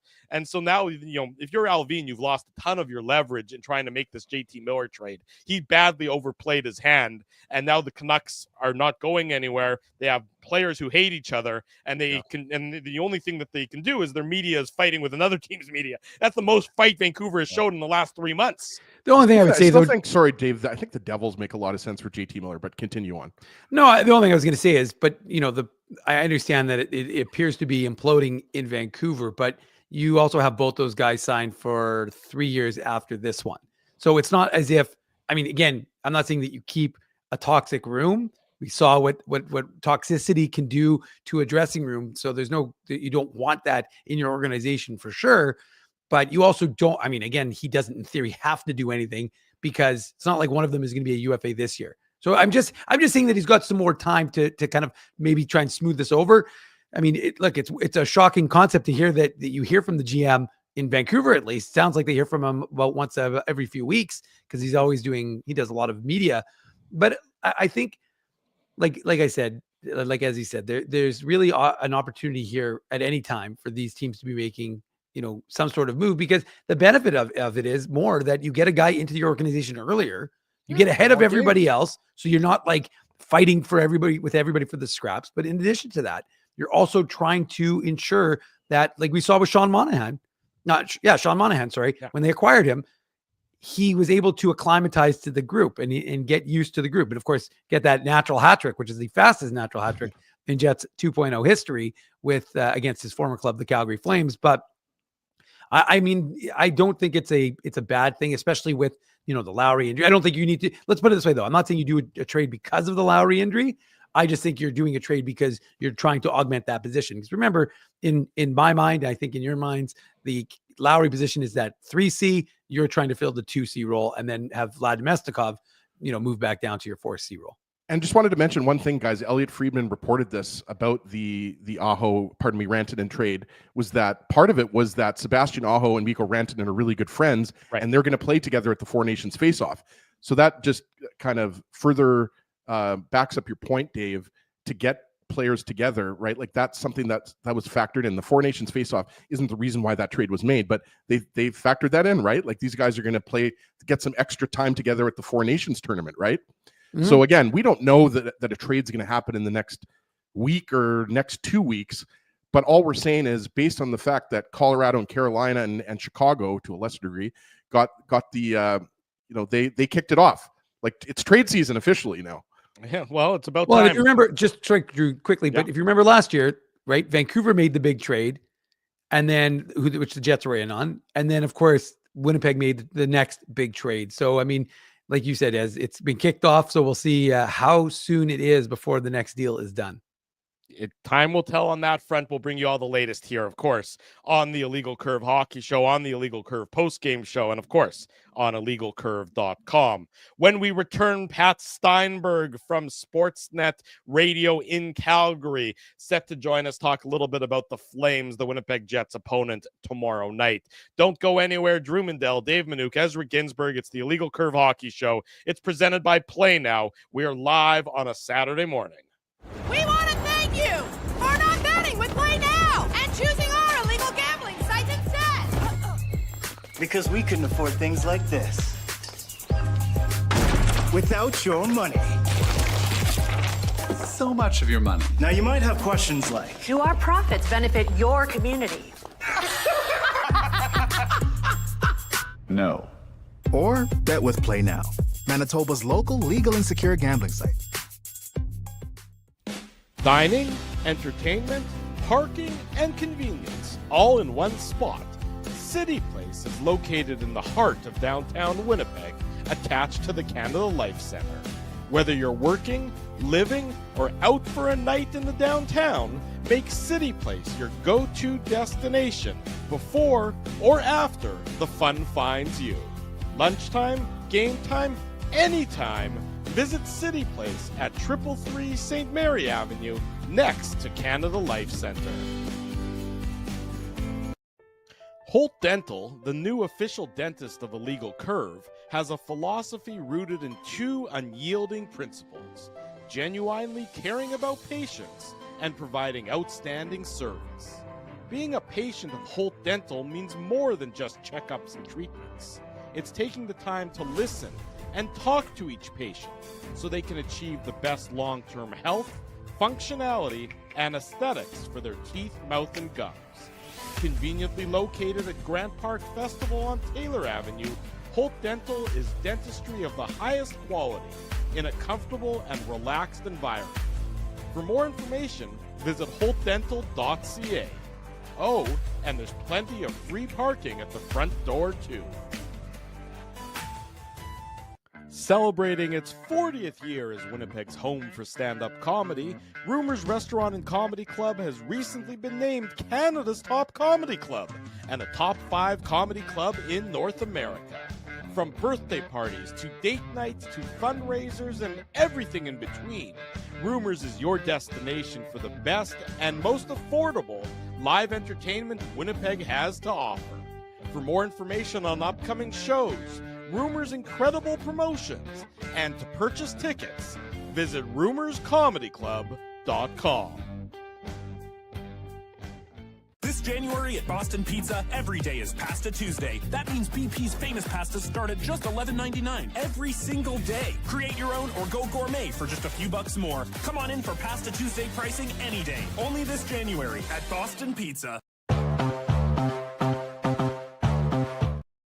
Bottom of hour number 2. Welcome back to the Illegal Curve Hockey Show. Drew Mandel, Dave Minuk, Ezra Ginsburg. Just a quick bit of news from the Winnipeg Jets. They have returned Brad Lambert back to the Manitoba Moose. So the official terminology is that they have loaned Brad Lambert back to the Moose. So that is ahead. Of course, the Moose play this afternoon, the Jets and the Flames tomorrow. So it sounds like it was just a precautionary issue. Of course, we knew that Nikolai Ehlers was under the weather, and Lambert is back with the Moose ahead of tonight, their game this afternoon.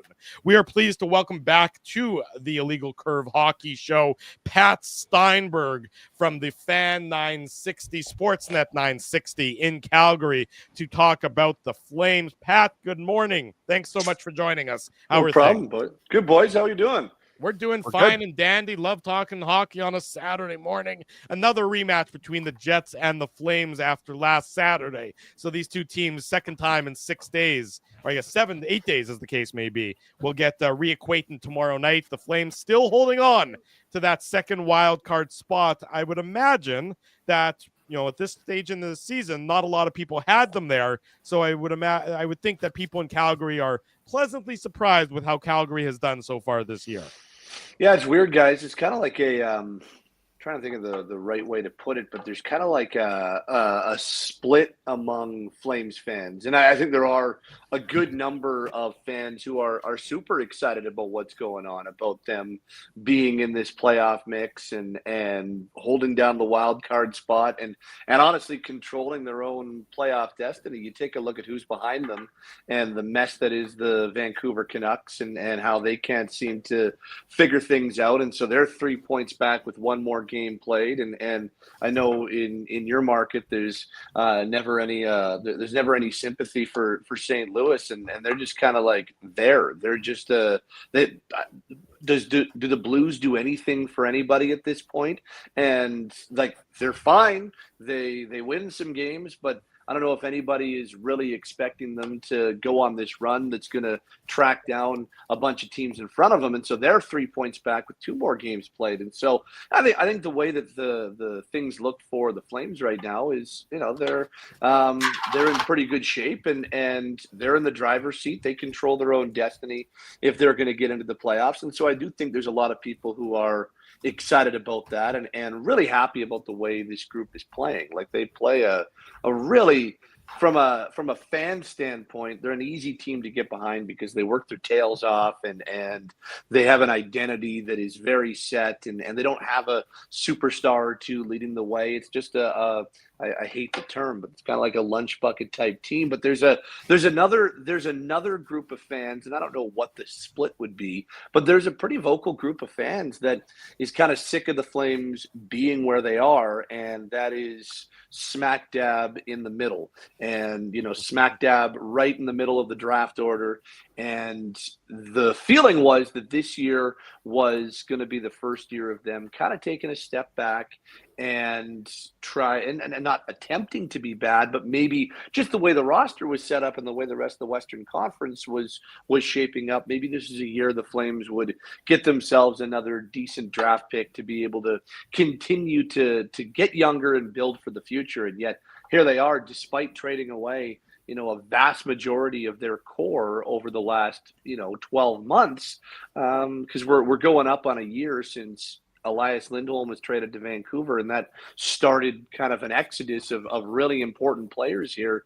Here they are. They didn't really replace those guys with anything close to the same caliber of players, and yet on the back of Dustin Wolf, they're exceeding expectations by a significant degree. So there's that group of fans. It's like, oh, come on, what the heck? We're always in the middle. And the year that we weren't supposed to be in the middle, here we are. We're right back there again. But I do think there's a significant group of fans that are pretty impressed and pretty happy with the way that this group has fought this year, and this group has been able to continue to keep themselves in the mix, and every once in a while go into the building of the top team in the West and steal a game with an outstanding goaltending performance, right?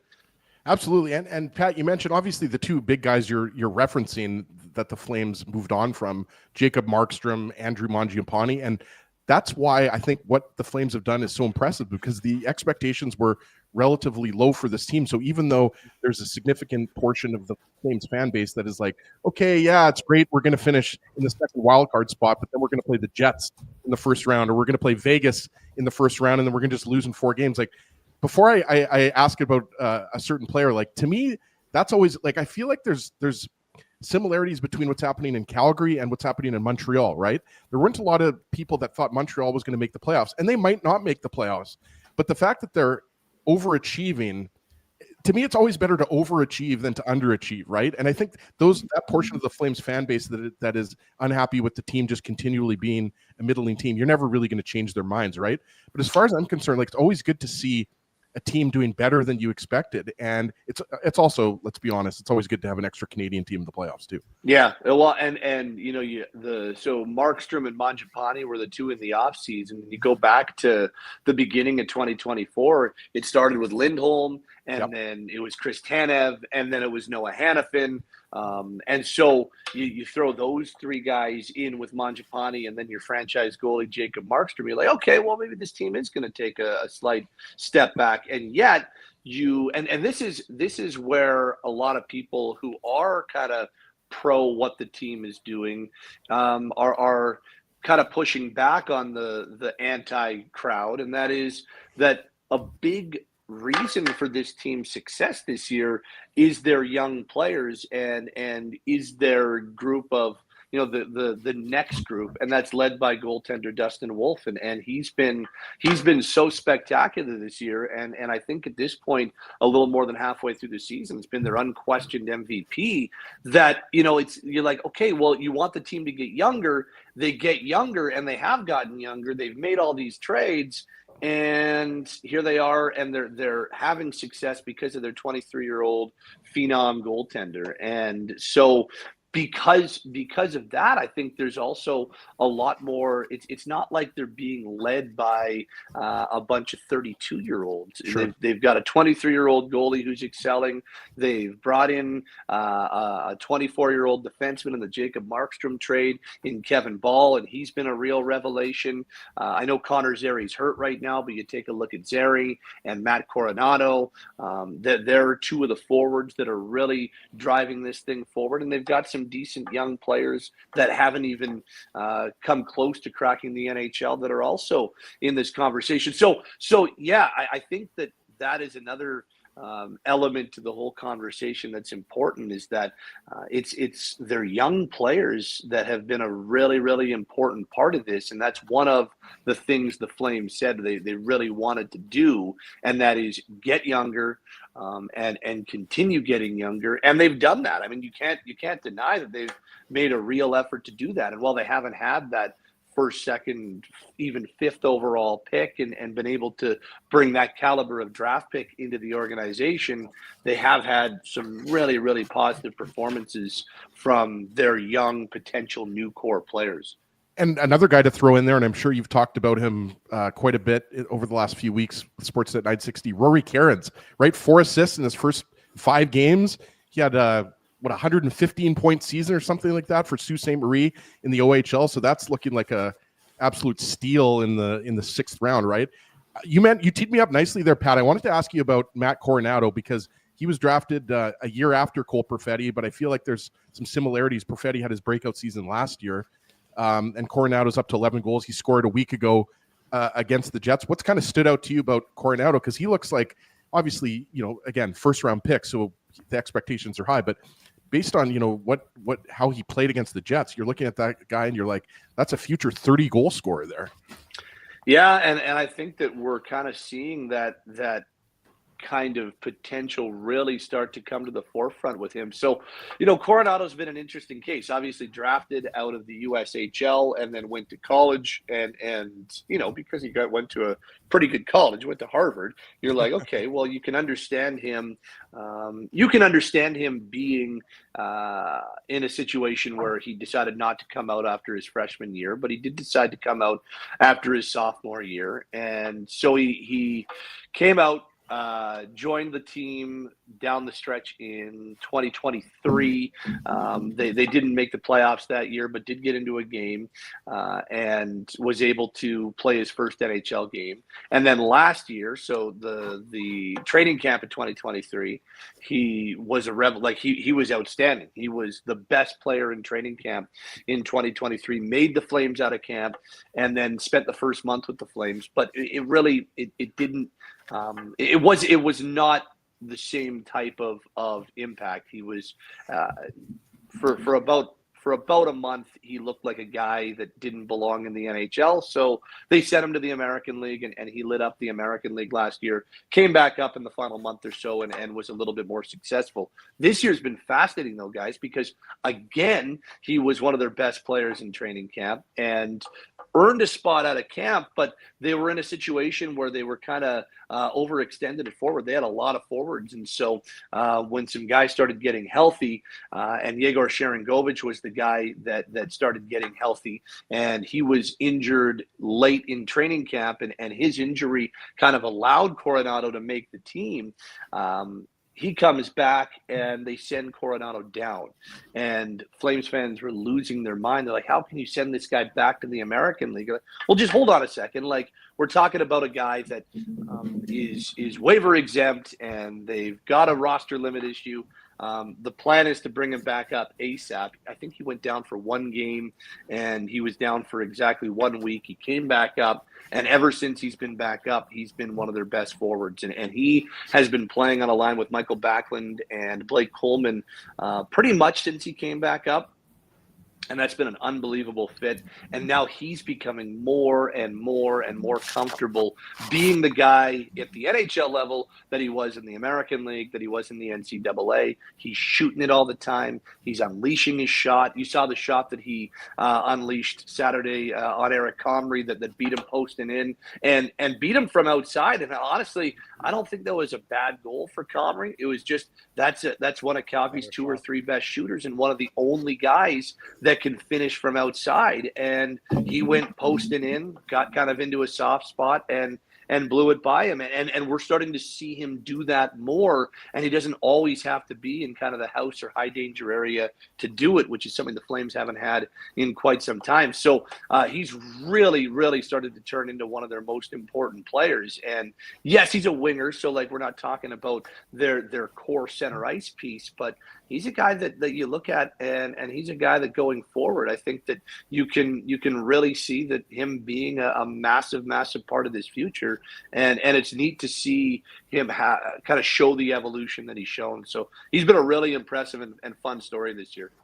You know, Pat, you talk about the future, and folks in Calgary get a chance to see the future every day because the Wranglers, of course, are playing out of in the same city. And that's one of the benefits. We see it here in Winnipeg, having the Moose and the Jets, obviously in the same city, same building. You get a chance to see both organizations or both teams and players, of course, the young players coming up.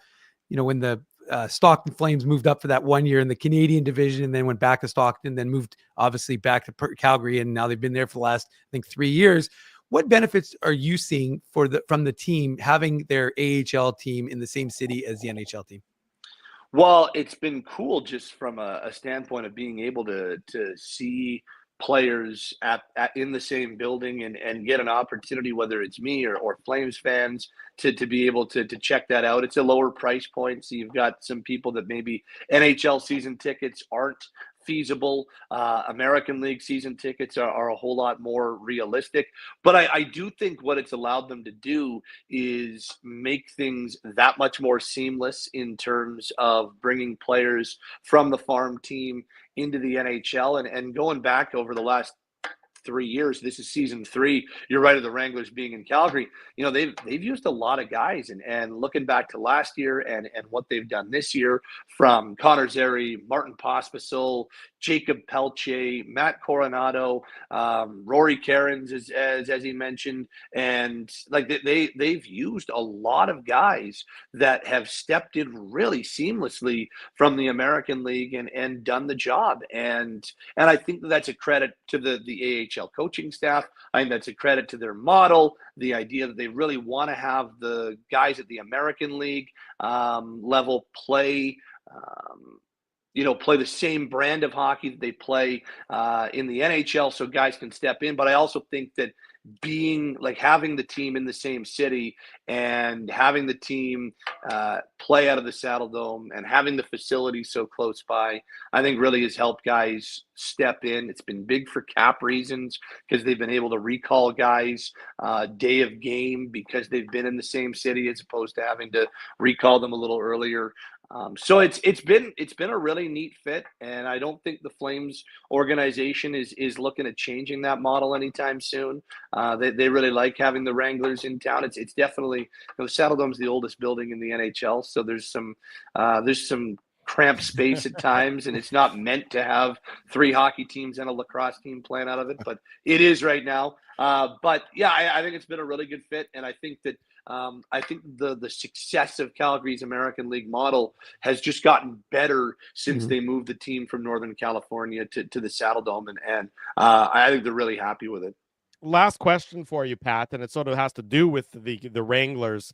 Devin Cooley, who of course is putting up just spectacular numbers at the Moose AHL Killer. level. Drew, you got to preface him. He's a Moose Killer. He killed him when he played for Milwaukee, and now for the Wranglers. Right, but even going back to his time with Milwaukee, his numbers were never what they are this year. Does that change the calculus that Calgary has as it pertains to their goaltending in the future? I mean, Dustin Wolf has been terrific this year for the Flames. You know, Vladder's an unrestricted free agent at season's end. You know, how does Devin Cooley's performance? Because I've read about it on Daily Face-Off a couple times. Our buddy Frank Saravelli is talking up Cooley as maybe the a potential answer or tandem partner with Dustin Wolf moving forward. Cooley's never done this at the AHL level to the extent that he's doing it right now. How does that change the calculus for the Flames and their goaltending position? Well, okay, so I think the important thing, number one, is that Dustin Wolf is the guy that they want to have as their kind of goaltending leader going forward. They see him as their future number one without question, and for good reason. He's having a spectacular year. But I do think – so I know so the Flames goaltending department's headed up by Jordan Sigalet. And so when Jordan Sigalet and then his crew, NHL goalie coach Jason LaBarbera and American League goalie coach Mackenzie Skapski, they were really high on Cooley, and they had targeted him, and he was really their only goaltending free agent target last summer. So they really saw something there, and they had been high on Cooley, going back to the season prior, and really felt like, hey, this is a guy that if the Sharks decide not to bring him back, we really think that this is a good fit, and that wasn't, the pitch they made to Cooley in his camp was, not only is there a chance for NHL playing time immediately, but you're going to be the unquestioned American League one if it goes that way, and you'll be the first call up if somebody gets hurt at the NHL level. But you've got a real opportunity to play a number of games, not at the NHL level necessarily, but at the American League level that you've never played before. And you're right, he's never had the success, nor has he ever played this much at the AHL level. And I can tell you, because we just had Sigalet on my show Flames Talk earlier this week, I can tell you that the Flames are even more impressed and definitely surprised as to how good it's worked out, and it's exceeded their high expectations. And a big reason for that is Wolf came in and he immediately bonded and worked well with AHL goalie coach Mackenzie Skapski, and that has been a really good match. And they've worked on and they've made some instant changes to his game. Cooley's always had through the roof athleticism, and his technical skills have always been A+, but his fundamentals and his reads on things, and maybe being too reliant on his athleticism. Like, his raw skills are great, and the potential. I said technical abilities, but I meant raw skills. Now he needs to refine those things to make it so that the technical side of things and the fundamentals are a whole lot better. And that's what he's worked on in the American League, and the results are some of the best numbers in the AHL. So has it changed the calculus? I don't think it has for the rest of this season.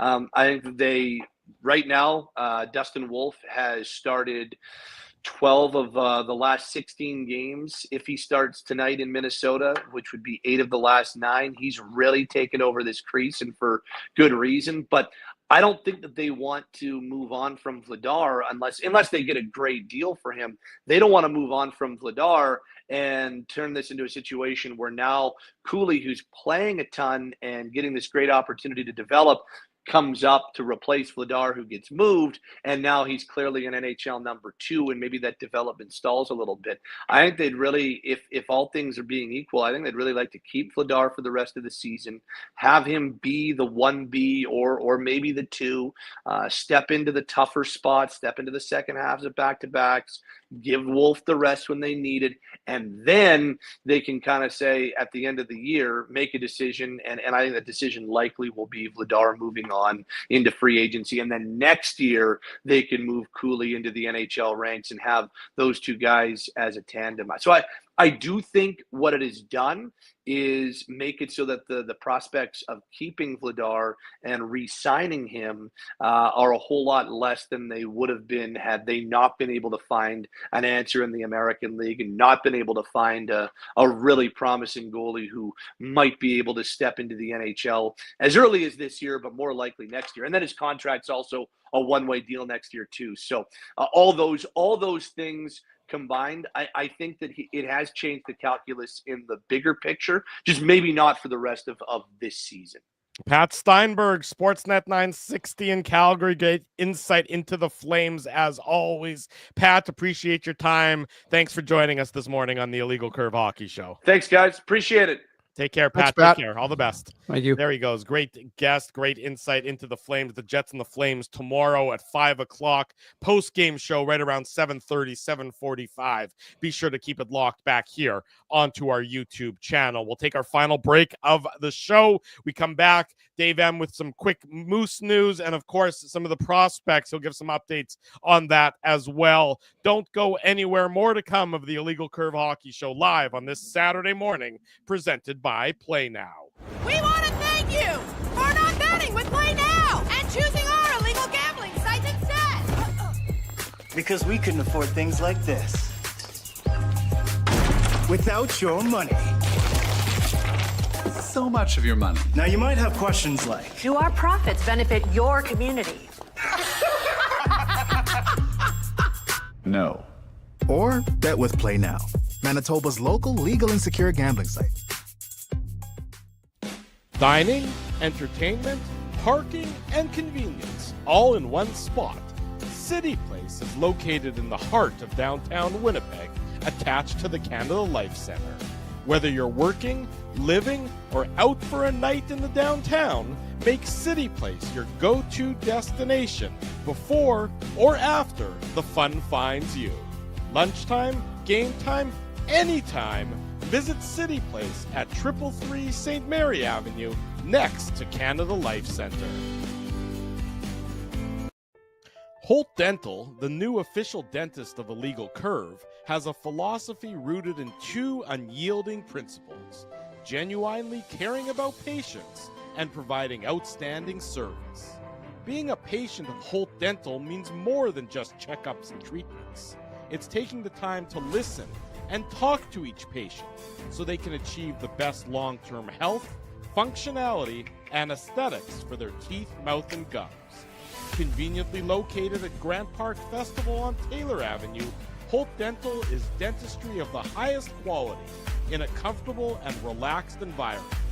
For more information, visit holtdental.ca. Oh, and there's plenty of free parking at the front door, too. Celebrating its 40th year as Winnipeg's home for stand-up comedy, Rumors Restaurant and Comedy Club has recently been named Canada's top comedy club and a top 5 comedy club in North America. From birthday parties to date nights to fundraisers and everything in between, Rumors is your destination for the best and most affordable live entertainment Winnipeg has to offer. For more information on upcoming shows, Rumors' incredible promotions, and to purchase tickets, visit rumorscomedyclub.com. This January at Boston Pizza, every day is Pasta Tuesday. That means BP's famous pastas start at just $11.99 every single day. Create your own or go gourmet for just a few bucks more. Come on in for Pasta Tuesday pricing any day. Only this January at Boston Pizza.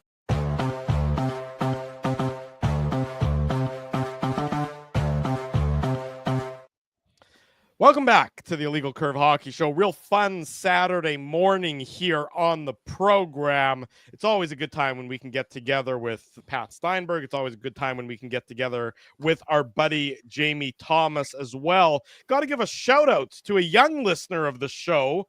Last weekend, I was watching my son play soccer, and I looked over my shoulder, and this young man, probably about 9-10 years old or so, he tapped me on the shoulder, and he said, "Excuse me, sir." And I said, "Yes, buddy." He said, "Are you Dave Manouk from the Illegal Curve Hockey Show?"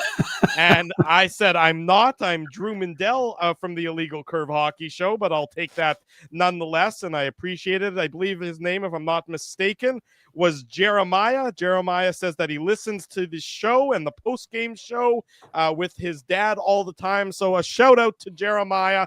It's okay that you confused me with Dave. I'm happy to take that as a compliment, but we do appreciate, of course, your continued viewership and your continued listenership here of the show. And one other shout out, I just saw it come out on Twitter. It's always his birthday, so it might as well always be his dad's birthday. Happy birthday to Ken Weeb Sr., celebrating 75 years young today. So a shout out to Ken's dad, Ken Sr. as well. Dave, what's been going on with the Manitoba Moose? It's a Manouk Moose Minute. Put on your antlers. It's time for the Manouk Moose Minute on the Illegal Curve Hockey Show.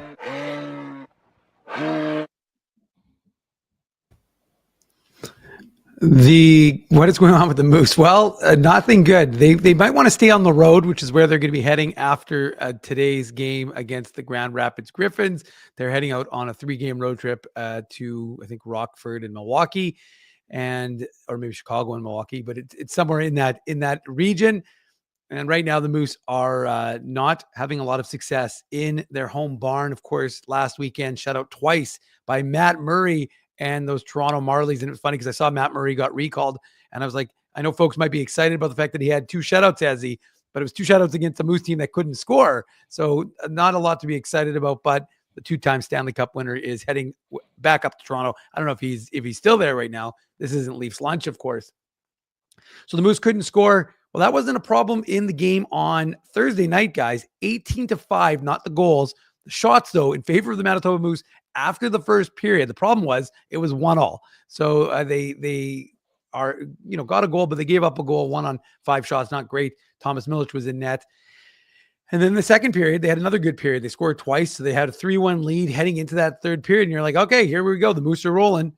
Instead, Grand Rapids, who's the number 1 team in the Central, they got things going. They scored 3 goals in about 3.5 minutes, to make it a 4-3 game. Another goal was scored about 5 minutes later to make it 5-3. Moose scored. Parker Ford, he got the first Moose player to double digits, just to be clear. First player to double digits. He got his 9th and 10th, I should say, in the game. He scored with about 11 seconds to go. But goal scoring is clearly the biggest problem right now for this team. That will help, hopefully, with the addition, as Drew mentioned before, that Brad Lambert is returning with off loan. I think you're going to see Brad Lambert yo-yo right now, guys, because of the fact that the Jets only have 12 forwards, and even if they're healthy, whatever, you're still going to need that insurance. So I suspect they want Lambert to get some games in, keep his legs fresh, and then if they need him, I don't they'll need him for tomorrow, but they'll have him, and I suspect he'll go on the road with the Jets, as Drew said, out east. Sorry, Dave, I'm just picturing Brad Lambert like walking around Canada Life Center with a yo-yo, like going back from the Jets dressing room to the Moose dressing room, like constantly playing with the yo-yo. walk the dog, whatever some of the other yo-yo tricks are. I don't remember what I haven't used the yo-yo in a while. Walk the dog was a big one for sure, Drew.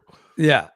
Partisan Paul's asking me about Chaz Lucius and how he's played well. He had an assist in the last game. He's playing better. And the most important point, to be honest with you, and he's playing. And that is the key for the 2021 first rounder of the Jets. It's not about of course you want him to score, you want him to put up points, but as Cole Perfetti talked about, it's sometimes, especially with younger players, it's really about how their overall game is and how they're playing away from the puck. He's not up the middle. He's on the wing, because I saw one of the comments earlier was about whether, he's a center. I gave up on, they said, did you give up on him as a center? I'm like, well, first of all, I don't have any control where he plays. That's Mark Morrison's decision, and they moved him to the wing. So he is not a center right now for the Moose. They've got him. You do have some influence though. Mark Morrison does listen to you. No, I would say he listens to me when I ask him questions, but he doesn't really listen to me when I direct what he does with his organization. But I would say that, Chaz Lucius, who reminded me that, when he was at the University of Minnesota, he did play on the wing. So it's not an unfamiliar position for him. But anyways, the most important thing for him is to be playing games. So he's playing games. Moose will be playing in about 3 hours. It's Mascot Palooza, as the official Illegal Curve mascot. You'll be heading down there to represent our brand at Canada Life Center. Well, and the best thing is I don't have to put a heavy costume on. I just show up as myself, right? Absolutely, the bearded man of IC. So you'll be down there celebrating, and it sounds like it'll be a good crowd. We gave away tickets in the Illegal Curve zone. So like I said, you'll see Dominic Toninato, the captain of the Moose. He's back, of course, with the organization. Was returned on Thursday, and Brad Lambert returned today. So they'll have, again, they've got a good lineup. They should be able to do some things. We'll see who's in net, and we'll see exactly how it's configured.